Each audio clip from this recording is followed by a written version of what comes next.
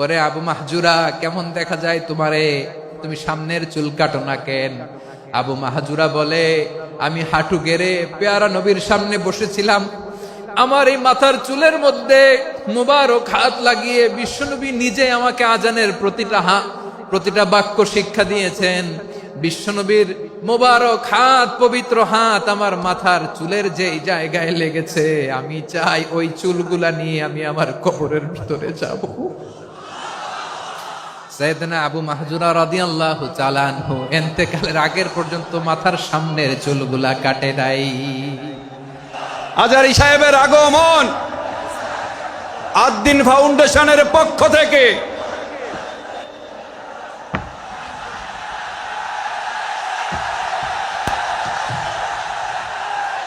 লিল্লাহে তাকবীর, লিল্লাহে তাকবীর। মিজান ভাইয়ের আগমন, শুভেচ্ছা স্বাগতম। মিজান ভাইয়ের আগমন, লিল্লাহে তাকবীর, লিল্লাহে তাকবীর। সম্মানিত হাজিরিন, আপনারা ভালো আছেন সবাই? শীতে কষ্ট হচ্ছে না? মাশাআল্লাহ। 3 দিন ব্যাপী তাফসীরুল কোরআনের প্রোগ্রামের সমাপনী রজনী আজকে। আমি খুব লম্বা সময় নিব না, এটা তো আমার বিভাগীয় প্রোগ্রাম, খুলনা বিভাগের প্রোগ্রাম পেয়ে গেছে যশোর। মাশাআল্লাহ, 9টা প্যান্ডেল আছে, এখানে ধাক্কাধাক্কির কোনো মানি হয় না। তোমরা ধাক্কাধাক্কি করবা, এই জন্য প্যান্ডেল করা হয় নাই 9টা। বসো, কোনো কথা নাই। অনেক আলোচনা হয়েছে 3 দিন ব্যাপী, দেশ বরেণ্য প্রথিতযশা ওলামায়ে হযরতের মুখে আপনারা অসংখ্য কথা শুনেছেন। আমলের জন্য এগুলোই যথেষ্ট, নতুন করে আমার বলার কিছুর দরকার নাই। নতুন করে উপস্থাপনের মতো বলার মতো আমার কাছে কিছু নাইও। যা বলার 1500 বছর আগে আল্লাহ তাআলা উম্মাকে বলে দিয়েছেন, ঠিক কিনা? এমন কিতাব দান করেছে যে কিতাবে ভুল নাই, যতই পড়ি ততই শেখা যায়। বিয়ন্ডলেস, বাউন্ডলেস, বটমলেস, কুল কিনারা নাই, কুল কিনারাবিহীন সাগর, পড়েন সুবহানাল্লাহ। আসুন এখানে আসার বসার এই প্রোগ্রামে অংশগ্রহণ করার উদ্দেশ্যকে, নিয়তকে আমরা খালেস করে নেই। আজকে আমরা যা শুনবো শিখবো আমলের নিয়তে শুনবো, ঠিক কিনা বলেন? শেষ পর্যন্ত নীরবতা বজায় রাখবো। আমি উঠবো, আপনারা উঠবেন। এর আগে ওঠা যাবে না। স্কেডিউলে একটু চেঞ্জ এসেছে, এশার সালাত হয়নি। আমার আলোচনার পরপরই আজান হবে, এশার সালাতে আমরা জামাতে অংশগ্রহণ করে একসাথে বিদায় নেব ইনশাল্লাহ। বলেন, যে টপিকটি নিয়ে আমি আপনাদের সামনে আজকে কথা বলতে চাই, টপিকটি অনেক গুরুত্বপূর্ণ। টপিকটি হচ্ছে হিউম্যান রিসোর্স ডেভেলপমেন্ট, মানব সম্পদ উন্নয়ন। কারণ আল্লাহ তাআলা আমাদের যা দেখ আর না দেখ এটা দিছে। মানুষ আর মানুষ, 18 কোটি মানুষ, ঠিক কিনা? এই 18 কোটির জনসংখ্যার দেশে বসবাস করে আমরা খুশি না বেজার? খুশি হইতে হবে, বেজার হইেন না। জাপানের খবর জানেন? তাদের গ্রোথ রেট নিচের দিকে, উল্টো।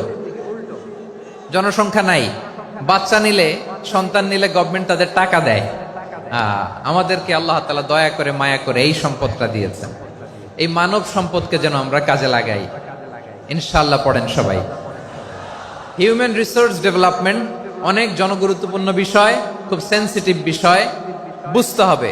যশোরের স্মার্ট ছেলেরা, এই যে আমি যাদেরকে দেখতে পাচ্ছি, all are the Gen Z of Jessore. যারা জেন জি, ওরা স্মার্ট, ওরা ইশারা ইঙ্গিতে কাজ করে। এই যে পুরো গদি উল্টায় দিছে, ঠিক কিনা? 24-এর ছাত্র নাগরিক অভ্যুত্থান আমাদের দেখিয়ে দিচ্ছে কিভাবে চোখের ইশারায় গদি উল্টে দিতে হয়। তো জেনজিদের নিয়ে বসেছে, ওরা তো স্মার্ট, ওরা ডিস্টার্ব করবে না। মেহরবানি করে আমার সাথে কানেক্ট করো, 1 to 1, brain to brain, eye to eye contact করো আমার সাথে। তাকাও, কষ্ট হলো আমার দিকে তাকাও, আওয়াজ করা যাবে না, আমার দিকে তাকাও। প্রিয় ভাইয়েরা, হিউম্যান রিসোর্স ডেভেলপমেন্টের ব্যাপারে কিছু কথা বলবো। এই যে আমাদের বিশাল জনসংখ্যা, এই জনসংখ্যাকে কি করে জনসম্পদে রূপান্তরিত করা যায় এ ব্যাপারে কথা বলবো। আমি সূরাতু বনী ইসরাইলের 70 নম্বর আয়াত তেলাওয়াত করেছি। এই আয়াতের আলোকে কিছু কথা আমি আপনাদের সামনে বলবো। আল্লাহ তাআলা ইরশাদ করছেন, ওয়ালাকাদ কাররামনা بني آدم وحملناهم في البر والبحر ورزقناهم من الطيبات وفضلناهم على كثير ممن خلقنا تفضيلا পড়েন আল্লাহু আকবার। রব্বুল আলামিন বলেন ওয়ালাকাদ কাররামনা বানি আদম, আমি বনি আদমকে সম্মানিত করেছি, বনি আদমকে মর্যাদা দিয়েছি। ওয়া হামালনাহুম ফিল বাররি ওয়াল বাহর, বনি আদমকে জলে স্থলে স্থলে এবং সমুদ্রে চলাচলের বাহন দিয়েছি। ওয়া রাযাকনাহুম মিনাত তাইয়্যিবাত, তাদেরকে পবিত্র রিজিকের বন্দোবস্ত করেছি। ওয়া ফাদ্দালনাহুম আলা কাসীরিম মিম্মান খালাকনা তাফদীলা, আর আমি আল্লাহ যাদেরকে সৃষ্টি করেছি তাদের মধ্য থেকে বনি আদমকে আমি শ্রেষ্ঠ বানিয়েছি। আমরা শ্রেষ্ঠ, আমরা আশরাফুল মাখলুকাত। আমরা কি এই যে এমনি চিল্লাচিল্লি করে জিজ্ঞাসা করলে বলে না, আমরা আশরাফুল মাখলুকাত। আমরা কি শ্রেষ্ঠ, সবার চেয়ে সেরা। আমাদের মতো করে আল্লাহ কাউকে বানায় নাই। দুই পায়ে ভর করে শির দ্বারা এরকম স্ট্যান্ড রেখে মাথা উঁচু করে দাঁড়াতে পারে এরকম কোন প্রাণী পৃথিবীতে আছে? এজন্য আল্লাহ বলেন ওয়ালাকাদ কাররামনা বানি আদম, আমি বনি আদমকে সম্মানিত করেছি, তাদেরকে আমি মর্যাদা দিয়েছি। তাদেরকে আমি যত মর্যাদা দিয়েছি আমার কোন সৃষ্টিকে এত মর্যাদা দেই নাই। পড়েন সুবহানাল্লাহ। I have dignified the status of the sons of Adam. আদমের সব সন্তানের মর্যাদা আমি বাড়িয়েছি। আল্লাহ এখানে বলেননি ওয়ালাকাদ কাররামনাল মুমিনিন, আমি মুমিনের মর্যাদা বাড়িয়েছি, বলেছেন? আল্লাহ এখানে বলেন নাই ওয়ালাকাদ কাররামনাল মুসলিমিন, আমি মুসলিমের মর্যাদা বাড়িয়েছি। আল্লাহ বলেছেন ওয়ালাকাদ কাররামনা বানি আদম, আমি বনি আদমের সম্মান বাড়িয়েছি। হোক সে মুমিন কিংবা কাফের, মুসলিম কিংবা মুশরিক, আস্তিক কিংবা নাস্তিক, আরব কিংবা অনারব, যেই হোক না কেন আদম সন্তান সবগুলার মর্যাদা বাড়ায় দিয়েছে কে? সবার মর্যাদা আল্লাহ বাড়িয়েছে। মানুষ হিসেবে মর্যাদা। বিশ্বনবী সাল্লাল্লাহু আলাইহি ওয়াসাল্লাম ইহুদির লাশ দেখে দাঁড়িয়ে গেলেন। কার লাশ? আমার যশোরের ভাইয়েরা আওয়াজ করে বলুন, কার লাশ? ইহুদির লাশ দেখে দাঁড়ায় গেলেন। সাহাবারা বললেন ইয়া রাসূলুল্লাহ, আপনি দাঁড়ালেন যে, এটা তো ইহুদির লাশ। বিষ্ণু বললেন আওয়ালাইসাত নাফসান, এটা কি মানুষ নয়? এটা হোক ইহুদি হোক খ্রিস্টান, এটা তো মানুষ। আমি মানুষ দেখে দাঁড়িয়েছি। আই স্যালিউট দ্য হিউম্যানিটি, আমি মানবতাকে সম্মান করেছি। পড়েন সুবহানাল্লাহ।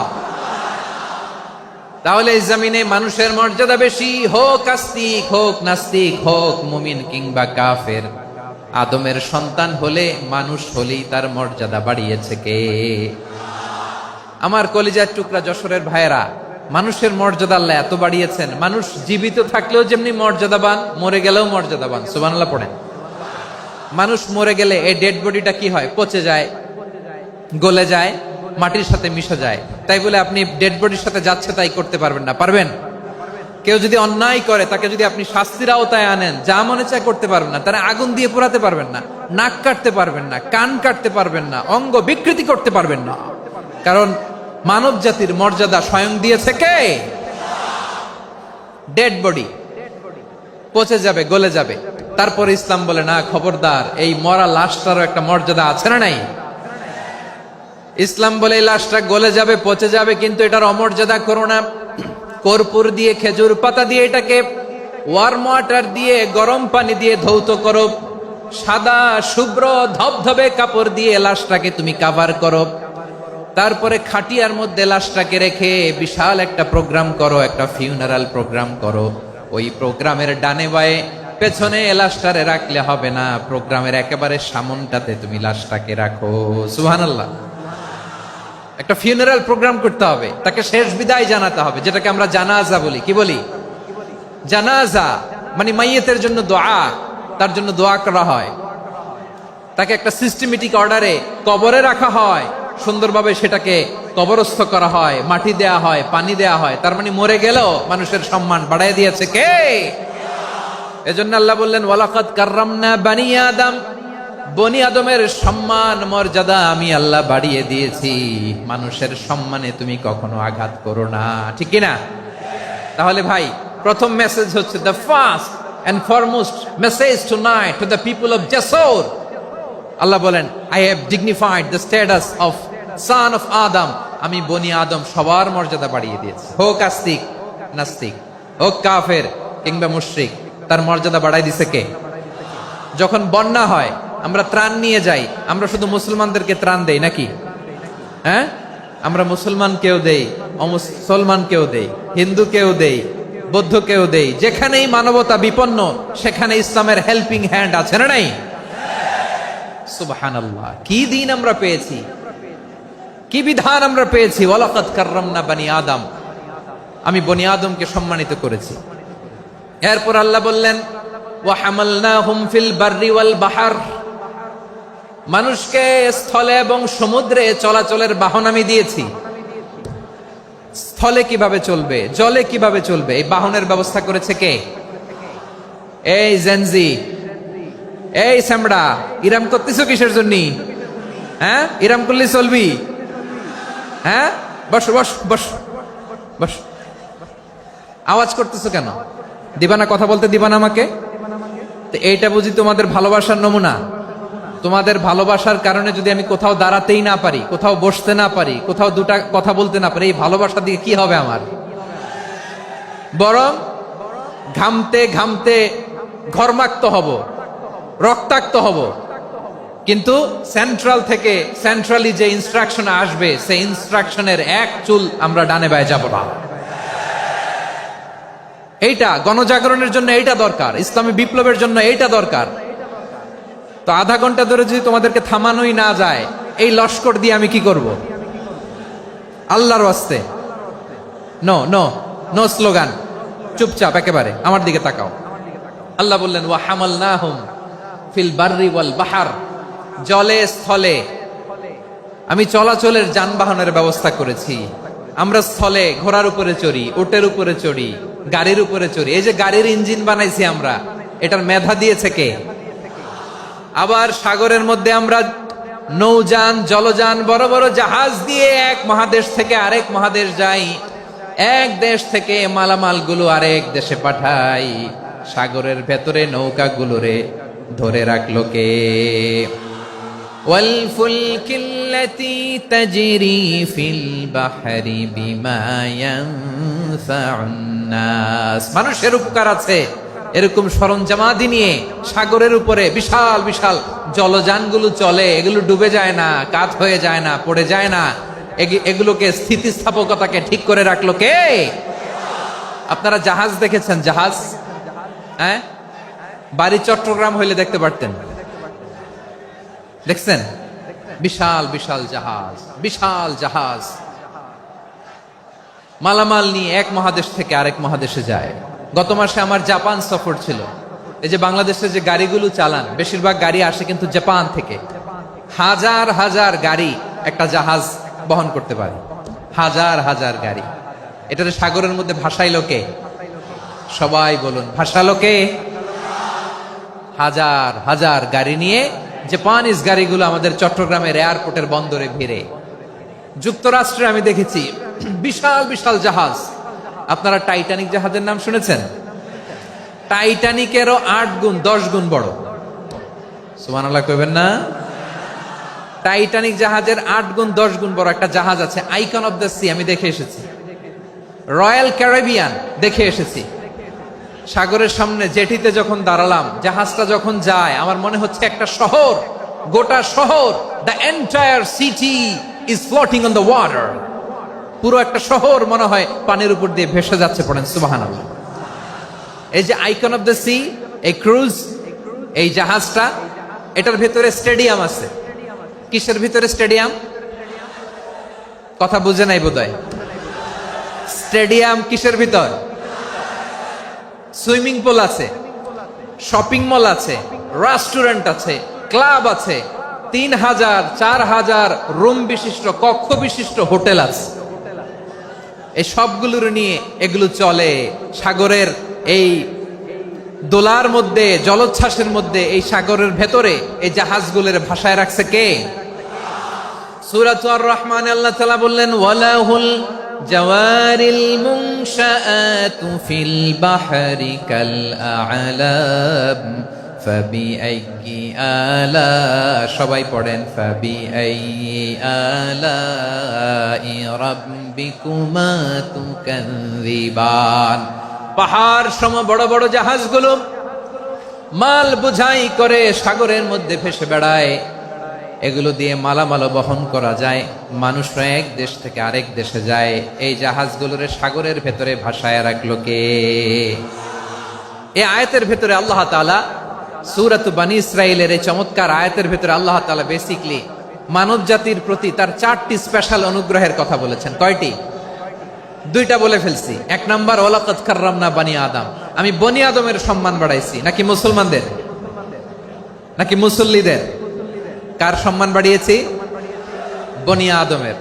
তাহলে human dignity, the first part of the verse talks about the human dignity.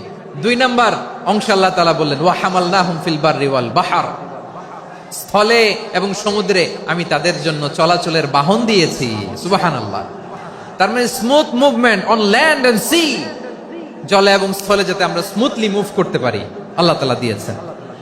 3 number আল্লাহ তাআলা বললেন ওয়া রাযাকনাহুম মিনাত তাইয়্যিবাত, মানুষের জন্য আমি পবিত্র রিজিকের ব্যবস্থা করেছি। জলে এবং স্থলে যত প্রাণী আছে সবগুলা প্রাণীকে রিজিক দেয় কে? আমাদেরকে রিজিক দেয় কে? সাগরের মাছগুলোকে, বড় বড় তিমি মাছগুলোরে রিজিক দেয় কে? বাতাসের মধ্যে ভেসে বেড়ানো বড় বড় পাখিগুলো, স্ক্যান্ডিনেভিয়ান কান্ট্রি থেকে লক্ষ লক্ষ কোটি কোটি পাখিগুলো যে এক দেশ থেকে আরেক দেশে ট্রান্সফার হয়, এগুলোর রিজিক দেয় কে? রব্বুল আলামিন বলেন ওয়ামা মিন দাব্বাতিন ফিল আরদি ইল্লা আলাল্লাহি রিজকুহা ওয়া ইয়ালামু মুস্তাকাররাহা ওয়া মুস্তাওদাআহা কুল্লুম ফি কিতাবিম মুবিন। আল্লাহু আকবার।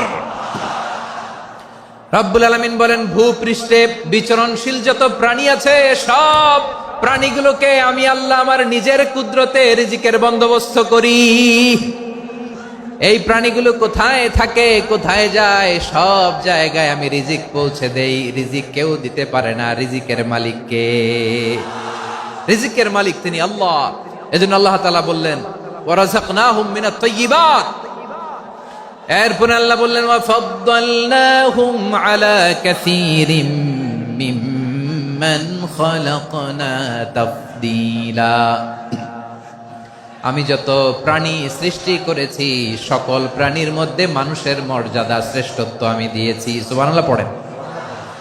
তাহলে 1 নম্বরে আল্লাহ বললেন আমি বনী আদমের মর্যাদা বাড়ালাম। এরপরে বললেন স্থলে এবং সমুদ্রে চলাচলের জন্য যানবাহন দিলাম। 3 নম্বরে আল্লাহ বললেন পবিত্র রিজিকের ব্যবস্থা করে দিলাম।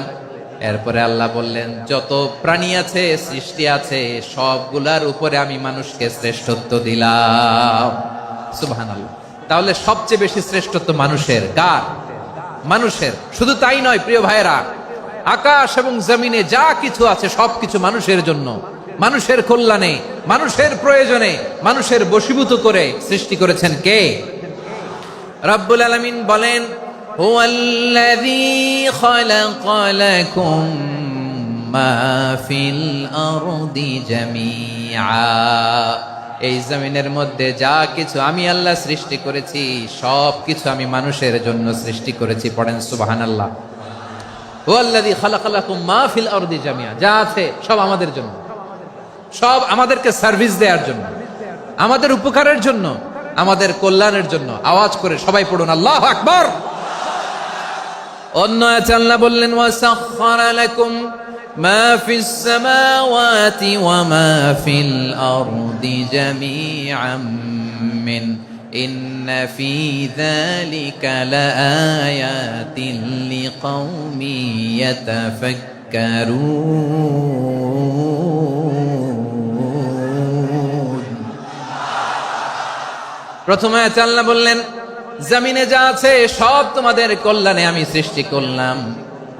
এরপরে আল্লাহ বললেন, আকাশেও যা আছে সব তোমাদের জন্য সৃষ্টি করলাম, তোমাদের অনুগত বানায় দিলাম। পড়েন সুবহানাল্লাহ। মানুষের কি ব্রেইন দেখেন, মানুষ জমিন ছেড়ে আকাশে চলে যায়। পাখি দেখে মানুষের শখ হলো, পাখি যেহেতু উঠতে পারে আমরাও পারবো। অরবিল রাইট, উইলবার রাইট, দুই ভাই মিলে আঁকাঝোঁকা করতে করতে করতে করতে প্লেন বানায় ফেললো। কোন সুবহানাল্লাহ। এখন পাখিও ওরে, আমরাও ওরি। এরপরেই মানুষের কৌতূহল থামে না এখানে, মানুষ চলে গিয়েছে চাঁদে। কোথায় গেছে? এখন কিন্তু চাঁদে জমি বিক্রি হয় জানেন।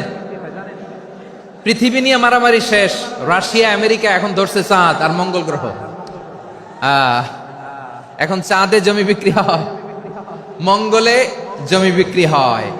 এই চাঁদ, মঙ্গল, বৃহস্পতি, শনি সব আল্লাহ তাআলা আমাদের জন্য বানিয়েছেন। সুবহানাল্লাহ পড়েন। মানুষ সাগরের উপরে চড়ে, শূন্যে ভেসে বেড়ায়, পাহাড় কেটে সুড়ঙ্গ বানায়, টানেল বানায়। মানুষ ব্রডব্যান্ডের লাইন নিয়ে যায় সাগরের ভেতর দিয়ে, এক দেশ থেকে আরেক দেশে, এক মহাদেশ থেকে আরেক মহাদেশে। সুবহানাল্লাহ পড়েন। তার মানে গোটা বিশ্বের সবকিছুর উপরে control, superiority over all creatures, সবকিছুর উপর কন্ট্রোল, মনিটরিং, নিয়ন্ত্রণ, এটা প্রতিষ্ঠা করে দিয়েছে কে? এজন্যই মানুষের শ্রেষ্ঠত্ব। ওয়ালাকাদ কাররামনা বানি আদম, আমি বনি আদমের সম্মান বাড়িয়েছি, মর্যাদা আমি বাড়িয়ে দিয়েছি এই কারণে, কারণ মানুষ সবকিছুর উপর নিয়ন্ত্রণ নিতে পারে। মানুষকে নিয়ে এই কোরআনের সব আলোচনা, মানুষকে নিয়ে এই কোরআনের সব। তাই কোরআনের কেন্দ্রীয় আলোচ্য বিষয় হচ্ছে মানুষ। কোরআনের কেন্দ্রীয় আলোচ্য বিষয় কি? যশোরের ভাইয়েরা বুঝে থাকলে সবাই বলবেন, কোরআনের কেন্দ্রীয় আলোচ্য বিষয় কি? এই যে আমি মূল আলোচনায় যাচ্ছি এখন। কেন মানুষ কোরআনের কেন্দ্রীয় আলোচ্য বিষয়? এই যে ভাইয়েরা, এই যে হাত জোর করে, এই যে Jessore Gen Z, the smart people of Jessore, হাত জোর করে বলতেছে, হাত জোর করে তোদের কাছে আল্লাহর দোহাই লাগে, স্টপ স্টপ। শুরুতে একবার বলেছে, জায়গা না হলে আস্তে আস্তে ধাক্কা দিবা, সামনে না পিছনে দিয়ে দিয়ে বের হয়ে চলে যাও। এলইডিতে দেখো, এই যে আল্লাহর ওয়াস্তে জায়গা না হলে ওদিকে যাও। কোরআনের মাহফিলে বিশৃঙ্খলা, এটা কাফিরদের আলামত। কাফিররা শীষ দিত, শীষ। বিশ্বনবী কোরআনের তাফসির করলে কাফিররা শীষ দিত আর ক্ল্যাপিং করত, হুইসেল এন্ড ক্ল্যাপিং। তো আমরা কি এখানে বিশৃঙ্খলা করতে আসছি? তো বারবার থামানো লাগে কেন? কোনো আওয়াজ হবে না, বললাম তো, স্টপ। আওয়াজ করে বলুন, কোরআনের কেন্দ্রীয় আলোচ্য বিষয় কি? সবাই বলেননি। এতগুলো মানুষ উত্তর দিলে এতটুকু আওয়াজ হয়, অন্তত আমি বিশ্বাস করি না।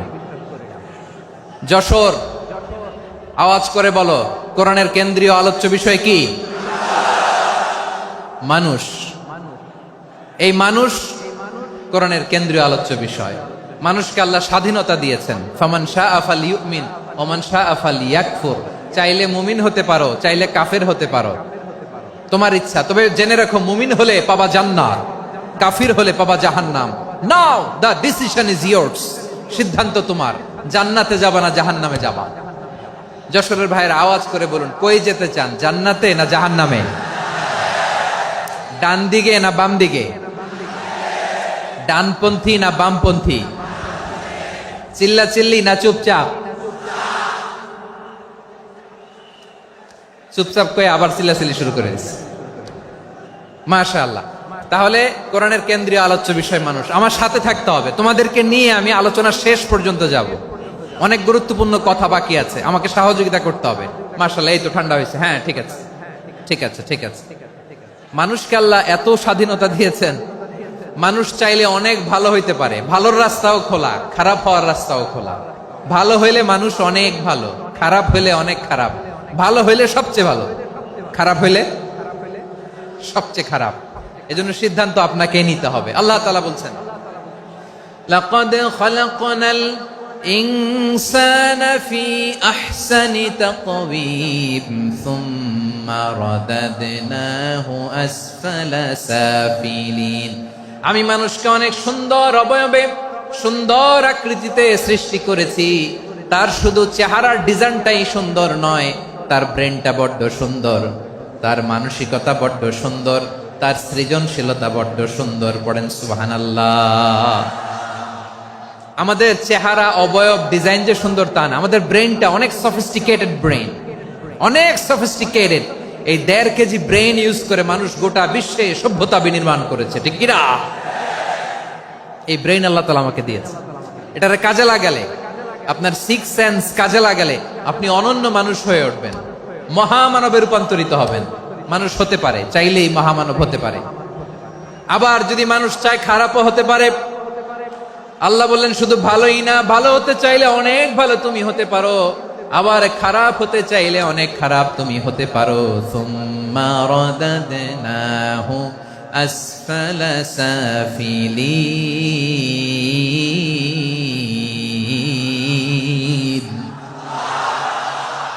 খারাপ হলে একেবারে খারাপ হতে পারো, নিকৃষ্ট হলে একেবারে নিকৃষ্ট হতে পারো, ভালো হলেও ভালো হতে পারো। কোন সুবহানাল্লাহ। এবার আওয়াজ করে বলুন, ভালো হতে চাই না খারাপ? শ্রেষ্ঠ না নিকৃষ্ট? মানুষ ভালো হলে মানুষ ফেরেশতার চেয়েও ভালো, মানুষ খারাপ হলে সে পশুর চেয়েও খারাপ। কথা ঠিক কিনা বলেন? ভালো হলে ফেরেশতার চেয়েও ভালো, খারাপ হলে পশুর চেয়েও নিকৃষ্ট। তার মানে শ্রেষ্ঠত্বে মানুষ, শ্রেষ্ঠত্বে ফেরেশতাকে হার মানায়, আর অধপতনে শ্রেষ্ঠত্বে ফেরেশতাকে ছাড়িয়ে যায়, আর অধপতনে পশুকেও হার মানায়। আই রিপিট, আমি আবারও বলছি, মানুষ শ্রেষ্ঠত্বে ফেরেশতাকে ছাড়িয়ে যায়, আর অধপতনে সে পশুকেও হার মানায়। আওয়াজ করে বলতে হবে ঠিক কিনা? এটার প্রমাণ কি? মানুষ শ্রেষ্ঠ হইলে যে ফেরেশতার চেয়েও সেরা, তার প্রমাণ কি? আল্লাহ তাআলা বলছেন, ওয়া ইয কুলনা লিল মালাইকাতি ইসজুদু লি আদম ফাসাজাদু ইল্লা ইবলিস আবা ওয়াস্তাকবারা ওয়া কানা মিনাল কাফিরিন। আল্লাহ বলেন, স্মরণ করো সে সময়ের কথা যখন আমি ফেরেশতাদেরকে বললাম, ও ফেরেশতারা আদমকে সেজদা দাও। সব ফেরেশতারা সম্মান সূচক সেজদা আদমকে দিল, তারা আদমের জন্য সেজদায় লুটিয়ে পড়লো, একজন ছাড়া, তার নাম ইবলিস। আওয়াজ করে বলেন তার নাম কি? সে অহংকার প্রদর্শন করলো, সে কাফের হয়ে গেল, বাকি সব ফেরেশতারা সেজদা দিল। সুবহানাল্লাহ। আবার আদম আলাইহিস সালামকে আল্লাহ জিজ্ঞেস করলেন, সব বলে দিল উত্তর, কিন্তু ফেরেশতাদেরকে একই প্রশ্ন জিজ্ঞেস করলেন, তারা উত্তর করতে পারে নাই। তার মানে এর মধ্য দিয়ে প্রমাণিত হয়, মানুষ ভালো হলে ফেরেশতার চেয়েও ভালো, ফেরেশতার চেয়েও মানুষের মর্যাদা বাড়িয়ে দিয়েছে কে? সব নূরের ফেরেশতা যখন মাটির আদমকে সেজদা দেয়, এটা প্রমাণ করে ফেরেশতার চেয়েও মানুষের মর্যাদা বাড়িয়ে দিয়েছে কে? তুমি মাটির আদমকে প্রথম সৃষ্টি করিয়া ঘোষণা করিয়া দিলে শ্রেষ্ঠ বলিয়া, তাই তো নূরের ফেরেশতা করে আদমকে সেজদা। ঠিক কিনা বলেন? তাই তো নূরের ফেরেশতা করে আদমকে সেজদা, সবার চেয়ে সম্মান দিলে মাটির আদমকে। আল্লাহু আল্লাহু তুমি জাল্লে জালালুহু, শেষ করা তো যায় না গে তোমার গুণগান। পড়েন না? পড়েন। আল্লাহু আল্লাহু তুমি জাল্লে জালালুহু, শেষ করা তো যায় না গে তোমার গুণগান। আল্লাহু আল্লাহু। আল্লাহু আকবার। আদমের মর্যাদা বেশি, মানুষের মর্যাদা বেশি, মানুষ শ্রেষ্ঠ, তার প্রমাণ নূরের ফেরেশতা মাটির আদমকে সেজদা করে। আওয়াজ করে বলেন ঠিক কিনা? তাহলে মানুষ ভালো হলে ফেরেশতার চেয়ে ভালো, আবার মানুষ যদি খারাপ হয় সে পশুর চেয়েও খারাপ,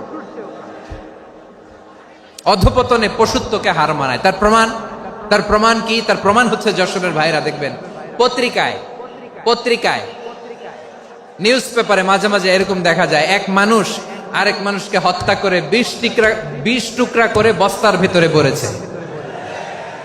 আপনারা এই নিউজ পড়েন নাই না? দেখেন নাই? দেখছেন? মানুষ মানুষকে হত্যা করে কয় টুকরা? জোরে বলেন। এখানেই ক্ষান্ত হয় না, আবার কোথায় ভরছে? বস্তার ভেতরে। আচ্ছা, বুঝে থাকলে আওয়াজ করে বলেন, কোনদিন শুনছেন একটা হাতি আর একটা হাতিকে হত্যা করে 20 টুকরা করছে, এরপরে বস্তার ভিতরে ভরছে?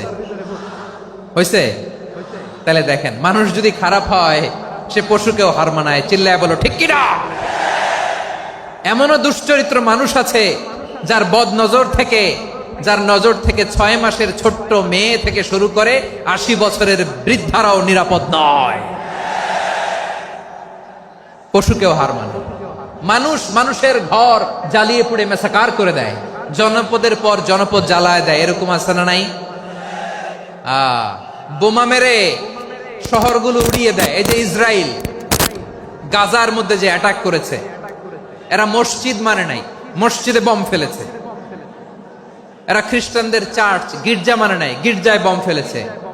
পৃথিবীর ইতিহাসে never happened in the history of the world that someone bombed on a hospital, on a ICU center. এমন হাসপাতাল যেখানে আইসিইউর রোগীরা আছে, ওই হাসপাতালের উপরও ইসরায়েলি সৈনিকেরা বোমা মেরেছে। জোরে বলেন ঠিক কিনা? এরা মানুষ? আওয়াজ করে বলেন, এরা মানুষ না। প্রিয় ভাইয়েরা, চোখ কান নাক মুখ থাকলেই মানুষ না। যা সামনে দেখেন এগুলো সব মানুষ না, এগুলো জনসংখ্যা। এগুলো কি? সবাই বলুন, এগুলো কি?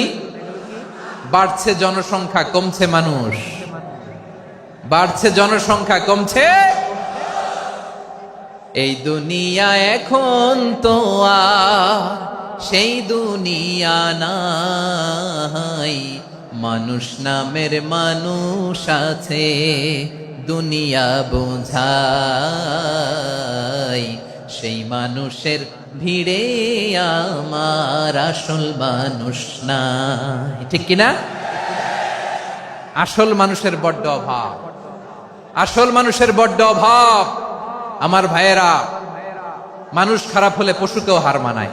আচ্ছা, আওয়াজ করে বলেন, এই যশোরের ছেলেরা এদিক তাকাও, আওয়াজ করে বলো, যে ইসরায়েলি সোলজাররা উপর থেকে বোমা মারলো, তারাও মানুষ? তারাও কি? ওরাও রক্তে মাংসে মানুষ, ওদেরও পরিবার আছে।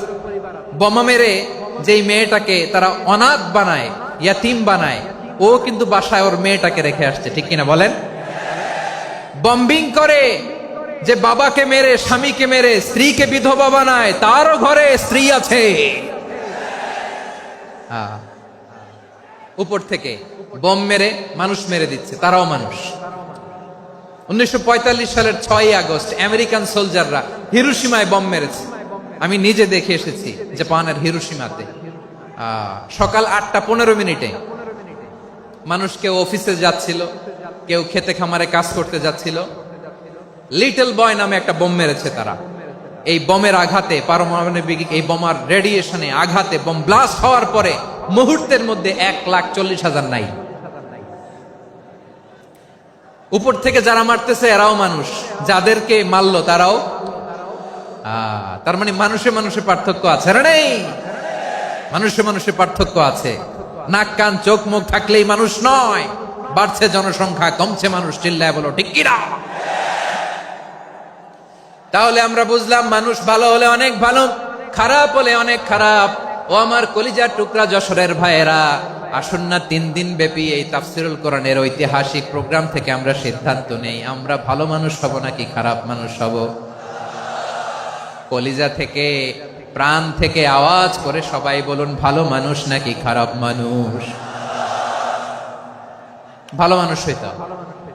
ভালো মানুষ যারা জগৎটাকে এনলাইটেন করবে, যারা এনলাইটেন করবে, যারা সত্যের বীর সেনানী হয়ে দাঁড়াবে, যারা সত্যের পক্ষে কথা বলবে, যারা জালিমের মসনদকে ভেঙে খান খান করে দেবে।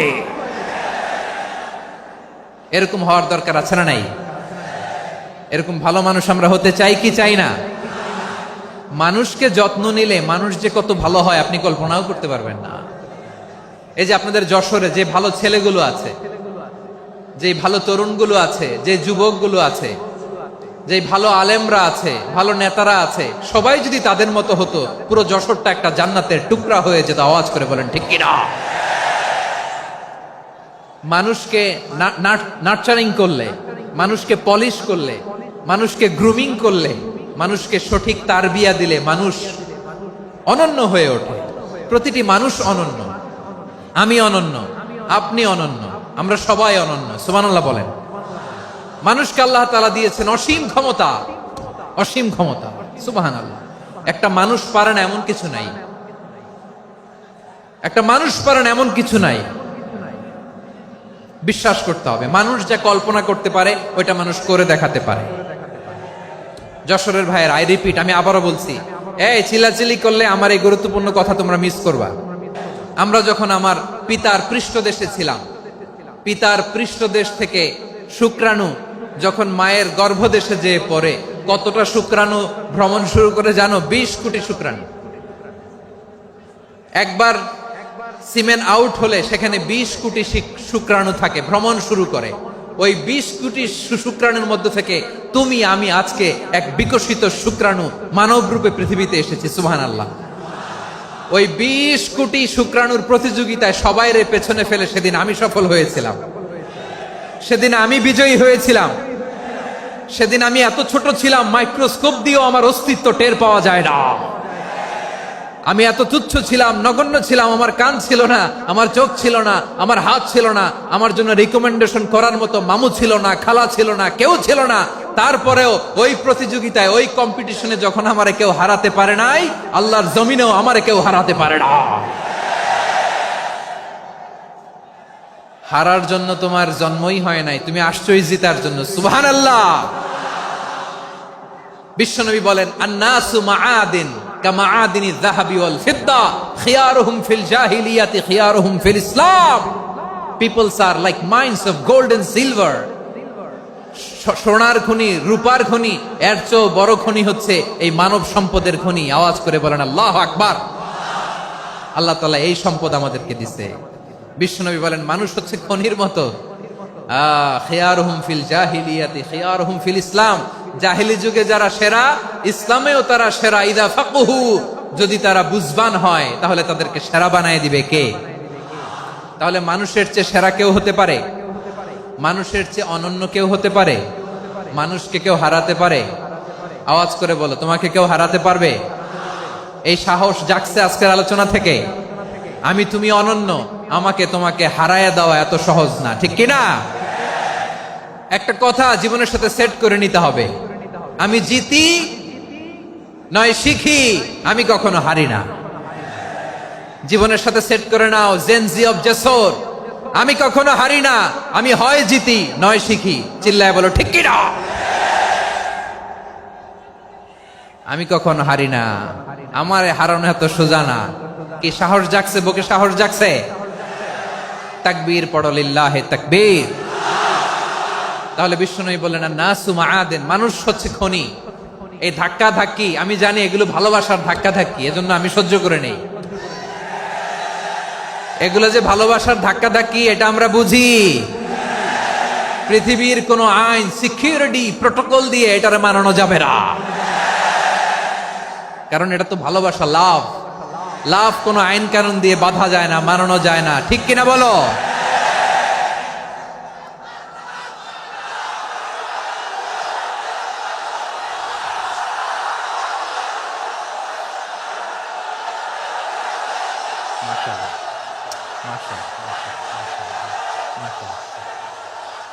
ঠিক আছে, বসুন বসুন বসুন। আল নাসু মাআদিন, মানুষ হচ্ছে খনি। এই খনির যত্ন নিতে হবে। আমার মা বাবা যারা এসেছেন, আপনার ছেলে মেয়ের যত্ন নেন। আপনার ছেলের মধ্যে যে কি পটেনশিয়াল আপনি জানেন না। আপনার এই ছোট্ট অবুজ ছেলেটাই আগামী দিনের শায়েখ আহমদুল্লাহ হবে। আপনার হেফজখানায় পড়া ওই ছোট্ট ছেলেটাই আগামী দিনের আল্লামা মামুনুল হক হবে। আপনার ওই ছেলেটা আমির হামজা হবে, আব্দুল হাই সাইফুল্লাহ হবে। এভাবে বড় বড় আলেম হবে, তারা যুগশ্রেষ্ঠ আলেম হবে। সেই একদিন এই বাংলাদেশের পার্লামেন্টে যে বক্তব্য দিয়ে যশোরের পক্ষে কথা বলবে। আপনি জানেন না, কাউকে ছোট করবেন না আপনি। ওর কনফিডেন্স আপনি কমাবেন না, আপনি কমাতে পারেন না। প্যান্ডেলে আমার যে মা বোনেরা আছেন, ছেলে মেয়েদেরকে কখনো ছোট করে কথা বলবেন না। ও যে কোথায় যাবে আপনি জানেন না। আপনি মা হয়ে তাকে সাহস দিবেন, তার কল্পনার জগৎটাকে সাজাতে তাকে উৎসাহিত করবেন, ঠিক কিনা বলেন? আর আমার প্যান্ডেলের আমার প্রিয় শ্রদ্ধাশীলা মায়েরা বোনেরা, আপনারা তো আরো দামি সম্পদ। বিশ্বনবী বলেন, আর দুনিয়া কুল্লুহা মাতা। আল্লাহ আল্লাহ আল্লাহ, বিশ্বনবীর কথার ওজন দেখেন, আর দুনিয়া কুল্লুহা মাতা ওয়া খায়রু মাতা'আদ দুনিয়াল মারআতুস সালিহা। বিশ্বনবী বলেন, দুনিয়ায় যা দেখো সব আল্লাহর দেওয়া অ্যাসেট, মানে সম্পদ। আর এত অ্যাসেটের ভিড়ে সবচাইতে শ্রেষ্ঠ সম্পদ হচ্ছে নেককার নারী। সুবহানাল্লাহ। ভাইয়েরা বোনের সাথে খারাপ আচরণ করো না, সন্তান মায়ের সাথে খারাপ আচরণ করো না। আমাদের মায়েরা আমাদের asset, they are our priceless asset. কারণ এই মায়েদের পেটে এসেছে আল্লাহর ওলিরা, এই মায়েদের পেটে এসেছে খান জাহান আলী, এই মায়ের পেটে এসেছে শাহজালাল ইয়ামানি, এই মায়ের পেটে এসেছে আল্লাহর সব নবীরা। নাকি নবীরা আকাশ থেকে ধপ করে জমিনে নেমে আসছে? মায়ের পেটে আসছে। এই মায়ের পেটগুলো খনি। আমার সম্মানিতা মায়েরা বোনেরা, নিজেকে ইসলাম দিয়ে সাজান, নিজেকে ইসলাম দিয়ে সাজান, নিজেকে পবিত্র রাখুন, নিজের আব্রু ইমান ইজ্জতের হেফাজত করুন, কোরআন পড়ুন, সুন্নাহ পড়ুন। আপনি জানেন না আপনার গর্ভে কে আসছে, কোন ক্ষণজন্মা পুরুষকে আল্লাহ তাআলা আপনার গর্ভে পাঠাবে আপনি জানেন না।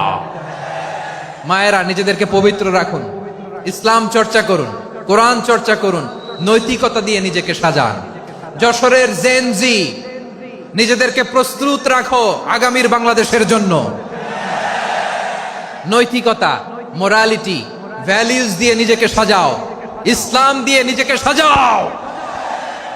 কারণ আগামীর বাংলাদেশ ইসলামের বাংলাদেশ। বাংলাদেশের আসল পরিচয় ইসলাম। বাংলাদেশের আসল পরিচয় কি? সবাই বলে না। বাংলাদেশের আসল পরিচয় কি? এই ইসলাম নিয়ে আমরা সংসদ ভবন সাজাবো, রাজি আছি না নাই? শেকড় ভুলে যাওয়া যাবে না। আমরা ধাপে ধাপে শারিয়া আইনের দিকে যাব ইনশাআল্লাহ, কিন্তু জঙ্গিবাদ দিয়ে নয়, কট্টরপন্থা দিয়ে নয়। আমরা ইন্টেলেকচুয়ালি, গ্রাজুয়ালি, ধাপে ধাপে শারিয়া আইনের দিকে মুভ করব ইনশাআল্লাহ। বলো লিল্লাহি তাকবীর। এদেশের আসল পরিচয় সবাই বলে না, আওয়াজ করে, এদেশের আসল পরিচয়। এদেশে আজান শুনে সূর্য ওঠে শহর গ্রামে, এদেশে আজান শুনে সূর্য ডুবে সন্ধ্যা নামে, এদেশে সকল কাজে সবাই বলে বিসমিল্লাহ, এদেশে ভালো কিছু দেখে শুনে হাসি মুখে সবাই বলে মাশা আল্লাহ। সুবহানাল্লাহ, সুবহানাল্লাহ, সুবহানাল্লাহ, সুবহানাল্লাহ, সুবহানাল্লাহ, সুবহানাল্লাহ, সুবহানাল্লাহ, সুবহানাল্লাহ। ও নবীন তরুণ, তোমার কিসের এত ভয়? জেনে রেখো বাংলাদেশের আসল পরিচয়। বাংলাদেশের আসল পরিচয় ইসলাম। আওয়াজ তুলে বলো, আসল পরিচয় কি? এদেশে পরস্পরে দেখা হলে দেয় সালাম, এদেশে আমজনতার হৃদয় জুড়ে পাক্কালাম, ঠিক কি না? এদেশে বিপদ এলে সর্বজনে সর্বক্ষণে দোয়া পড়ে ইন্না লিল্লাহ, সুবহানাল্লাহ, সুবহানাল্লাহ, সুবহানাল্লাহ, সুবহানাল্লাহ। এদেশে আজান শুনে সূর্য ওঠে শহর গ্রামে, এদেশে আজান শুনে সূর্য ডুবে সন্ধ্যা নামে, এদেশে সকল কাজে সবাই বলে বিসমিল্লাহ, এদেশে ভালো কিছু দেখে শুনে হাসি মুখে সবাই বলে মাশা আল্লাহ। সুবহানাল্লাহ, আওয়াজ করে সুবহানাল্লাহ, সুবহানাল্লাহ, সুবহানাল্লাহ, সুবহানাল্লাহ। সবাই একসাথে সুবহানাল্লাহ, সুবহানাল্লাহ, সুবহানাল্লাহ, সুবহানাল্লাহ। এদেশের আসল পরিচয় কি? আওয়াজ করে বলতে ভয় লাগে। এদেশের আসল পরিচয় কি? ইসলাম দিয়ে আমাদের সংসদ ভবন চলুক, আমরা চাই কি চাই না? বঙ্গভবনে লা ইলাহা ইল্লাল্লাহর পতাকা উড়ুক, আমরা চাই কি চাই না? প্রতিটি জেলা অফিসে, ডিসি অফিসে লা ইলাহার পতাকা ঝুলুক, আমরা চাই কি চাই না? কারা কারা চাই হাত তুলে আল্লাহরে দেখায়।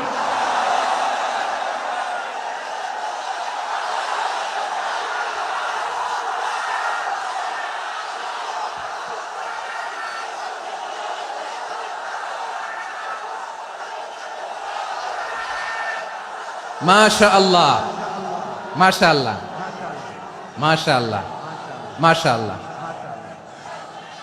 যশোর, আওয়াজ করে বলো, ভালো মানুষ না খারাপ মানুষ? বুঝে বলছো তো? মানুষ ভালো হলে যে কত ভালো। এই মানুষকে যত্ন নিলে, মানুষকে মানুষ বানালে যে সে কি হতে পারে শুনবা? হ্যাঁ, নাকি মোনাজাত দিয়ে দিব? শুনবা? তাহলে থামতে হবে। থামো, আমি যখন বলবো থামো থামো, তাকবীরের সময় দিলে তাকবীর, থামো থামো। মানুষকে যত্ন নিলে, এই এদিকে এদিকে, ড্রোন নামায় ফেলো। হয়েছে, ড্রোনের ফুটেজ হয়ে গেছে, এবার ড্রোন নামায় ফেলো। আমার দিকে তাকাও। মানুষকে, তোমরা এদিক সেদিক তাকালে তো গুরুত্বপূর্ণ পয়েন্ট মিস হয়ে যাবে। এদিকে এদিকে, হ্যাঁ ঠিক আছে, এদিকে। মানুষকে যত্ন নিলে মানুষের মধ্যে যারা কি পটেনশিয়াল রেখেছে, আমি জাপানের দুইটা উদাহরণ দেই। জাপানের, এই এই এভাবে এভাবে হবে, হয় বসো নয় পেছনে, কথা নাই, কথা তো বলাই যাবে না, হারাম কথা বলা আছে, একেবারে চুপ। আজকের জন্য হারাম করে দিছে আমি, এই কিছু সময়ের জন্য একেবারে নিষিদ্ধ। জাপানের দুইটা উদাহরণ দেই, খেয়াল করে একটু শুনেন, বুঝবেন। আল্লাহ, 2022 সালে জাপানের সাথে জার্মানির খেলা, FIFA world cup 2022।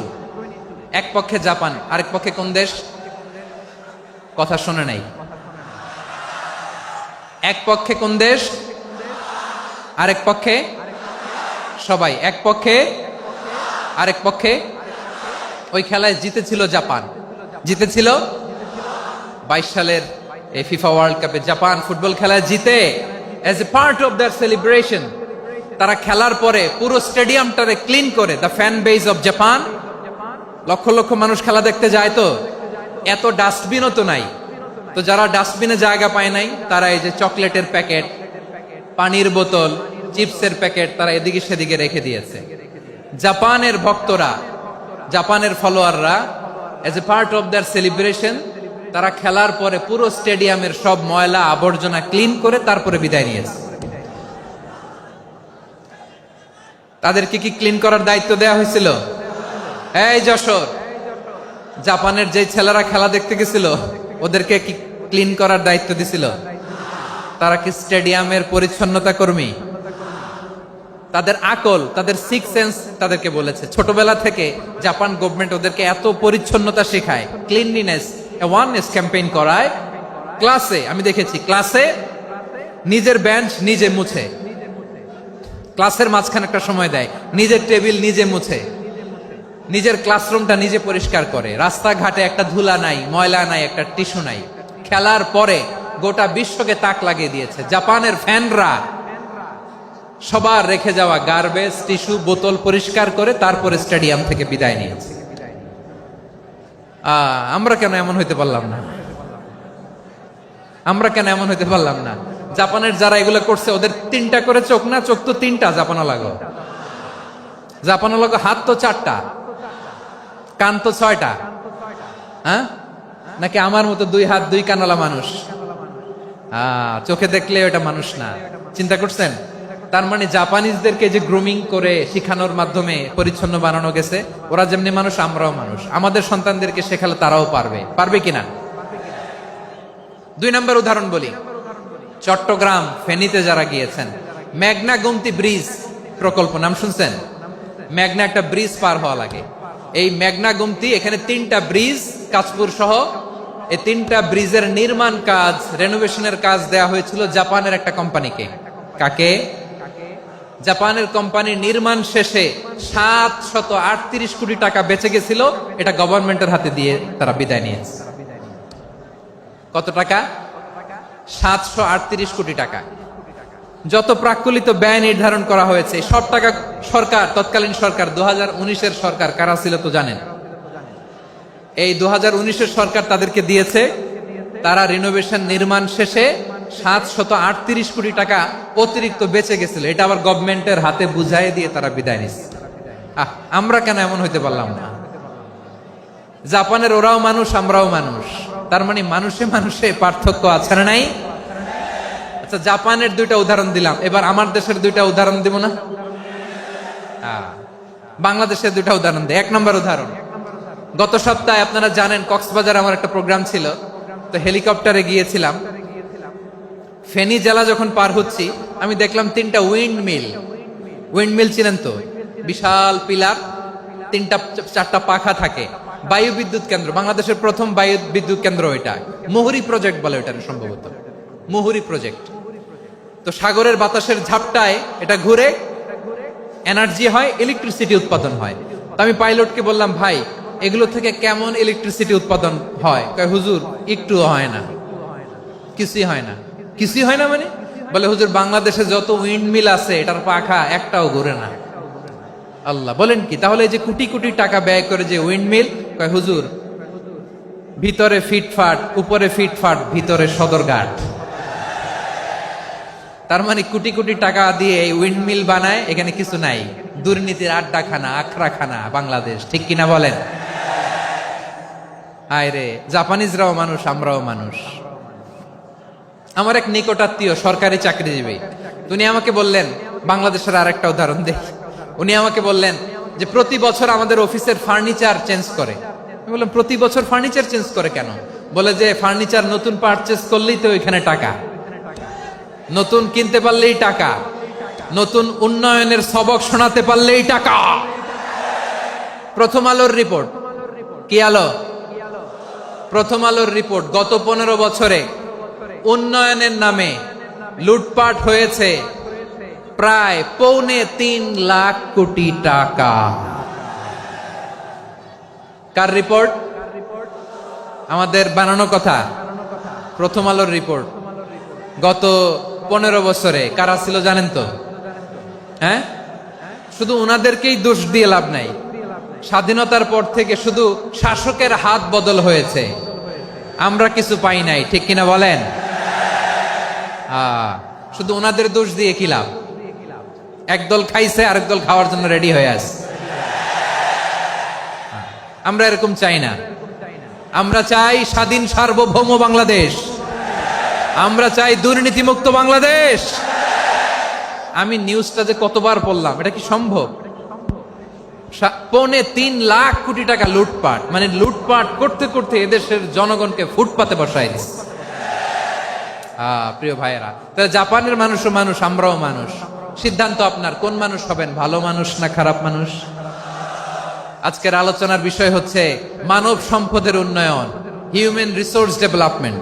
It's a process to increase the capacity of knowledge, skill, capacity of the people of a country. একটা দেশের মানুষের জ্ঞান, তাদের দক্ষতা কি করে বাড়ানো যায়, বাড়িয়ে দেশের উন্নয়ন করানো যায়, এটাই হচ্ছে মানব সম্পদ উন্নয়নের মূল কথা। তাহলে মানব সম্পদ হচ্ছে একটা দেশের সবচাইতে শক্তিশালী পুঁজি। প্রাকৃতিক সম্পদ, খনিজ সম্পদের চেয়েও দামি হচ্ছে মানব সম্পদ। আমার প্রিয় যশোর, প্রাকৃতিক সম্পদ, খনিজ সম্পদের চেয়ে দামি সম্পদ কি সম্পদ? আল্লাহ তাআলা দয়া করে আমাদেরকে এই মানব সম্পদ দিয়েছেন। আসুন আমাদের এই মানুষগুলোকে আমরা সোনার মানুষ বানাই। রাজি আছেন তো সবাই? রাজি আছেন? মানুষ পারে না এমন কোনো কিছু নাই, চাইলে সব পারে। এজন্য মানুষকে তারবিয়া দিতে হবে, যথাযথভাবে তাদেরকে গড়তে হবে। আসুন আমরা সিরাতের আয়নায় বিশ্বনবীর জীবনী থেকে দেখি তিনি কিভাবে হিউম্যান রিসোর্সকে ম্যানেজ করতেন। যদি আপনাদের সময় হয়, দু একটা উদাহরণ দিয়ে আজকে আমি আমার আলোচনার বিদায় নিব। হবে সময় হবে কয়েক মিনিট? হ্যাঁ, শান্ত থাকবেন তো? শান্ত থাকবা? হ্যাঁ, ঠিক আছে। এই ধাক্কার মধ্যে ঢুকছে, এবার মজা বুঝতেছো তো? হ্যাঁ, মানা করছিলাম না? ঠিক আছে, টের পাও। হ্যাঁ, ঠিক আছে। যে আওয়াজ করবে আমি ওকে দেখতেছি, কে কে আওয়াজ করে দেখতেছি। শেষ কথা, শেষের দিকে চলে আসছি। বিষ্ণু ইসলাম কিভাবে হিউম্যান রিসোর্সকে ম্যানেজ করতেন, মজার কথা আছে কয়েকটা, বলে বিদায় নিব। বিশ্বনবী কিভাবে এই মানব সম্পদকে ম্যানেজ করতেন? বিশ্বনবী, he was a very good talent hunter, চৌকস ট্যালেন্ট হান্টার ছিল। কার মধ্যে কি ট্যালেন্ট আছে দেখলেই বুঝে ফেলতেন। সুবহানাল্লাহ পড়বেন না? কি নবী আমরা পেয়েছি! He was a very good talent hunter. আমার নবী, তিনি চৌকস ট্যালেন্ট হান্টার ছিলেন। কার মধ্যে কি প্রতিভা বের করতেন, ওই প্রতিভাকে ইসলামের কল্যাণে কাজে লাগাতেন। সুবহানাল্লাহ বলেন। যাকে যেই জায়গায় সেট করলে ভালো হবে তাকে ওই জায়গায় সেট করতেন। কয়েকজন সাহাবীর জীবনী শোনাই। আবু মাহজুরা রাদিয়াল্লাহু তাআলা আনহু, মক্কার মুয়াজ্জিন, আগে ছিল মুশরিক, পরে হইছে মুমিন। উনি কিভাবে মুমিন হইলেন এই ঘটনাটা একটু আপনাদের শোনাতে চাই। তা আপনাদের তো সময় নাই হাতে, হ্যাঁ সময় আছে? এই জেনজি শেষ করে দিল আজকের প্রোগ্রামটা। 1 ঘন্টা ধাক্কা ধাক্কি করে কেমনে দাঁড়ায় আছে আমি বুঝলাম না।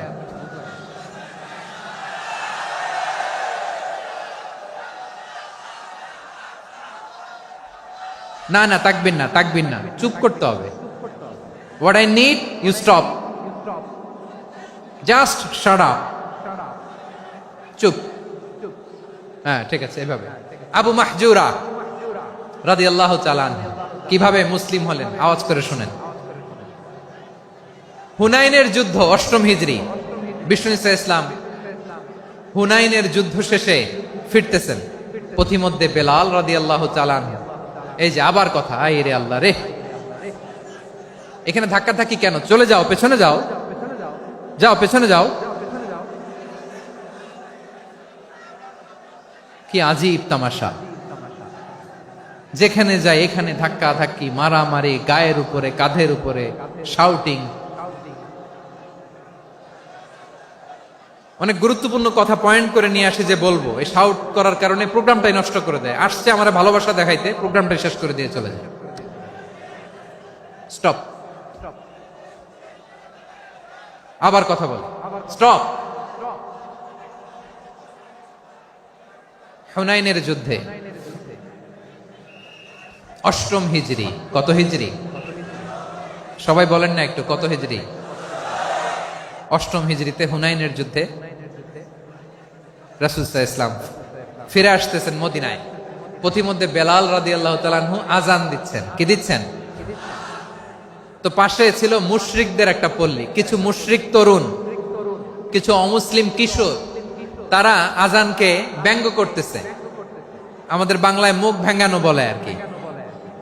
বেলাল রাদিয়াল্লাহু তাআলা আনহু আজান দিচ্ছেন, ওই বাচ্চাগুলো মুশরিক, তো ওরা আজানকে ব্যঙ্গ করতেছে, বিকৃতি করে ওরাও আজান দিচ্ছে। উদ্দেশ্য হচ্ছে আজানকে নিয়ে ঠাট্টা করা। উদ্দেশ্য কি? ঠাট্টা করা।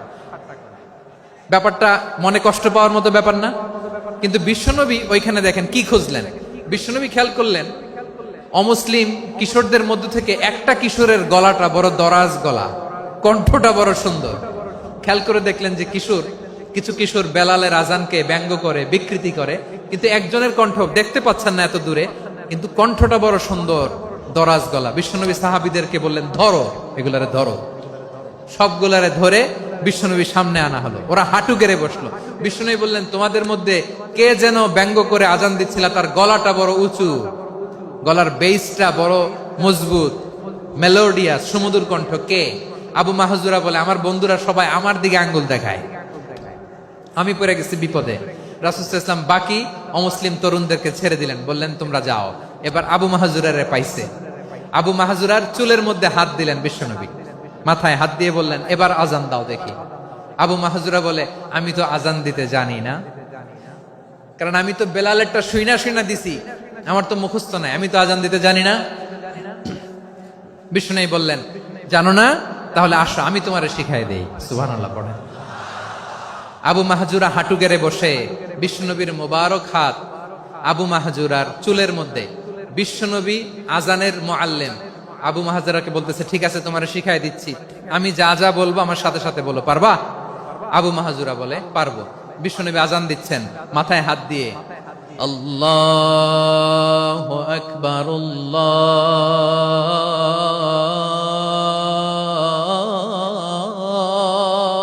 আকবার। আবু মাহজুরা এই বাক্যটা পড়লেন। বিশ্বনবী দ্বিতীয় বাক্য পড়তে আরম্ভ করলেন, আল্লাহু আকবার,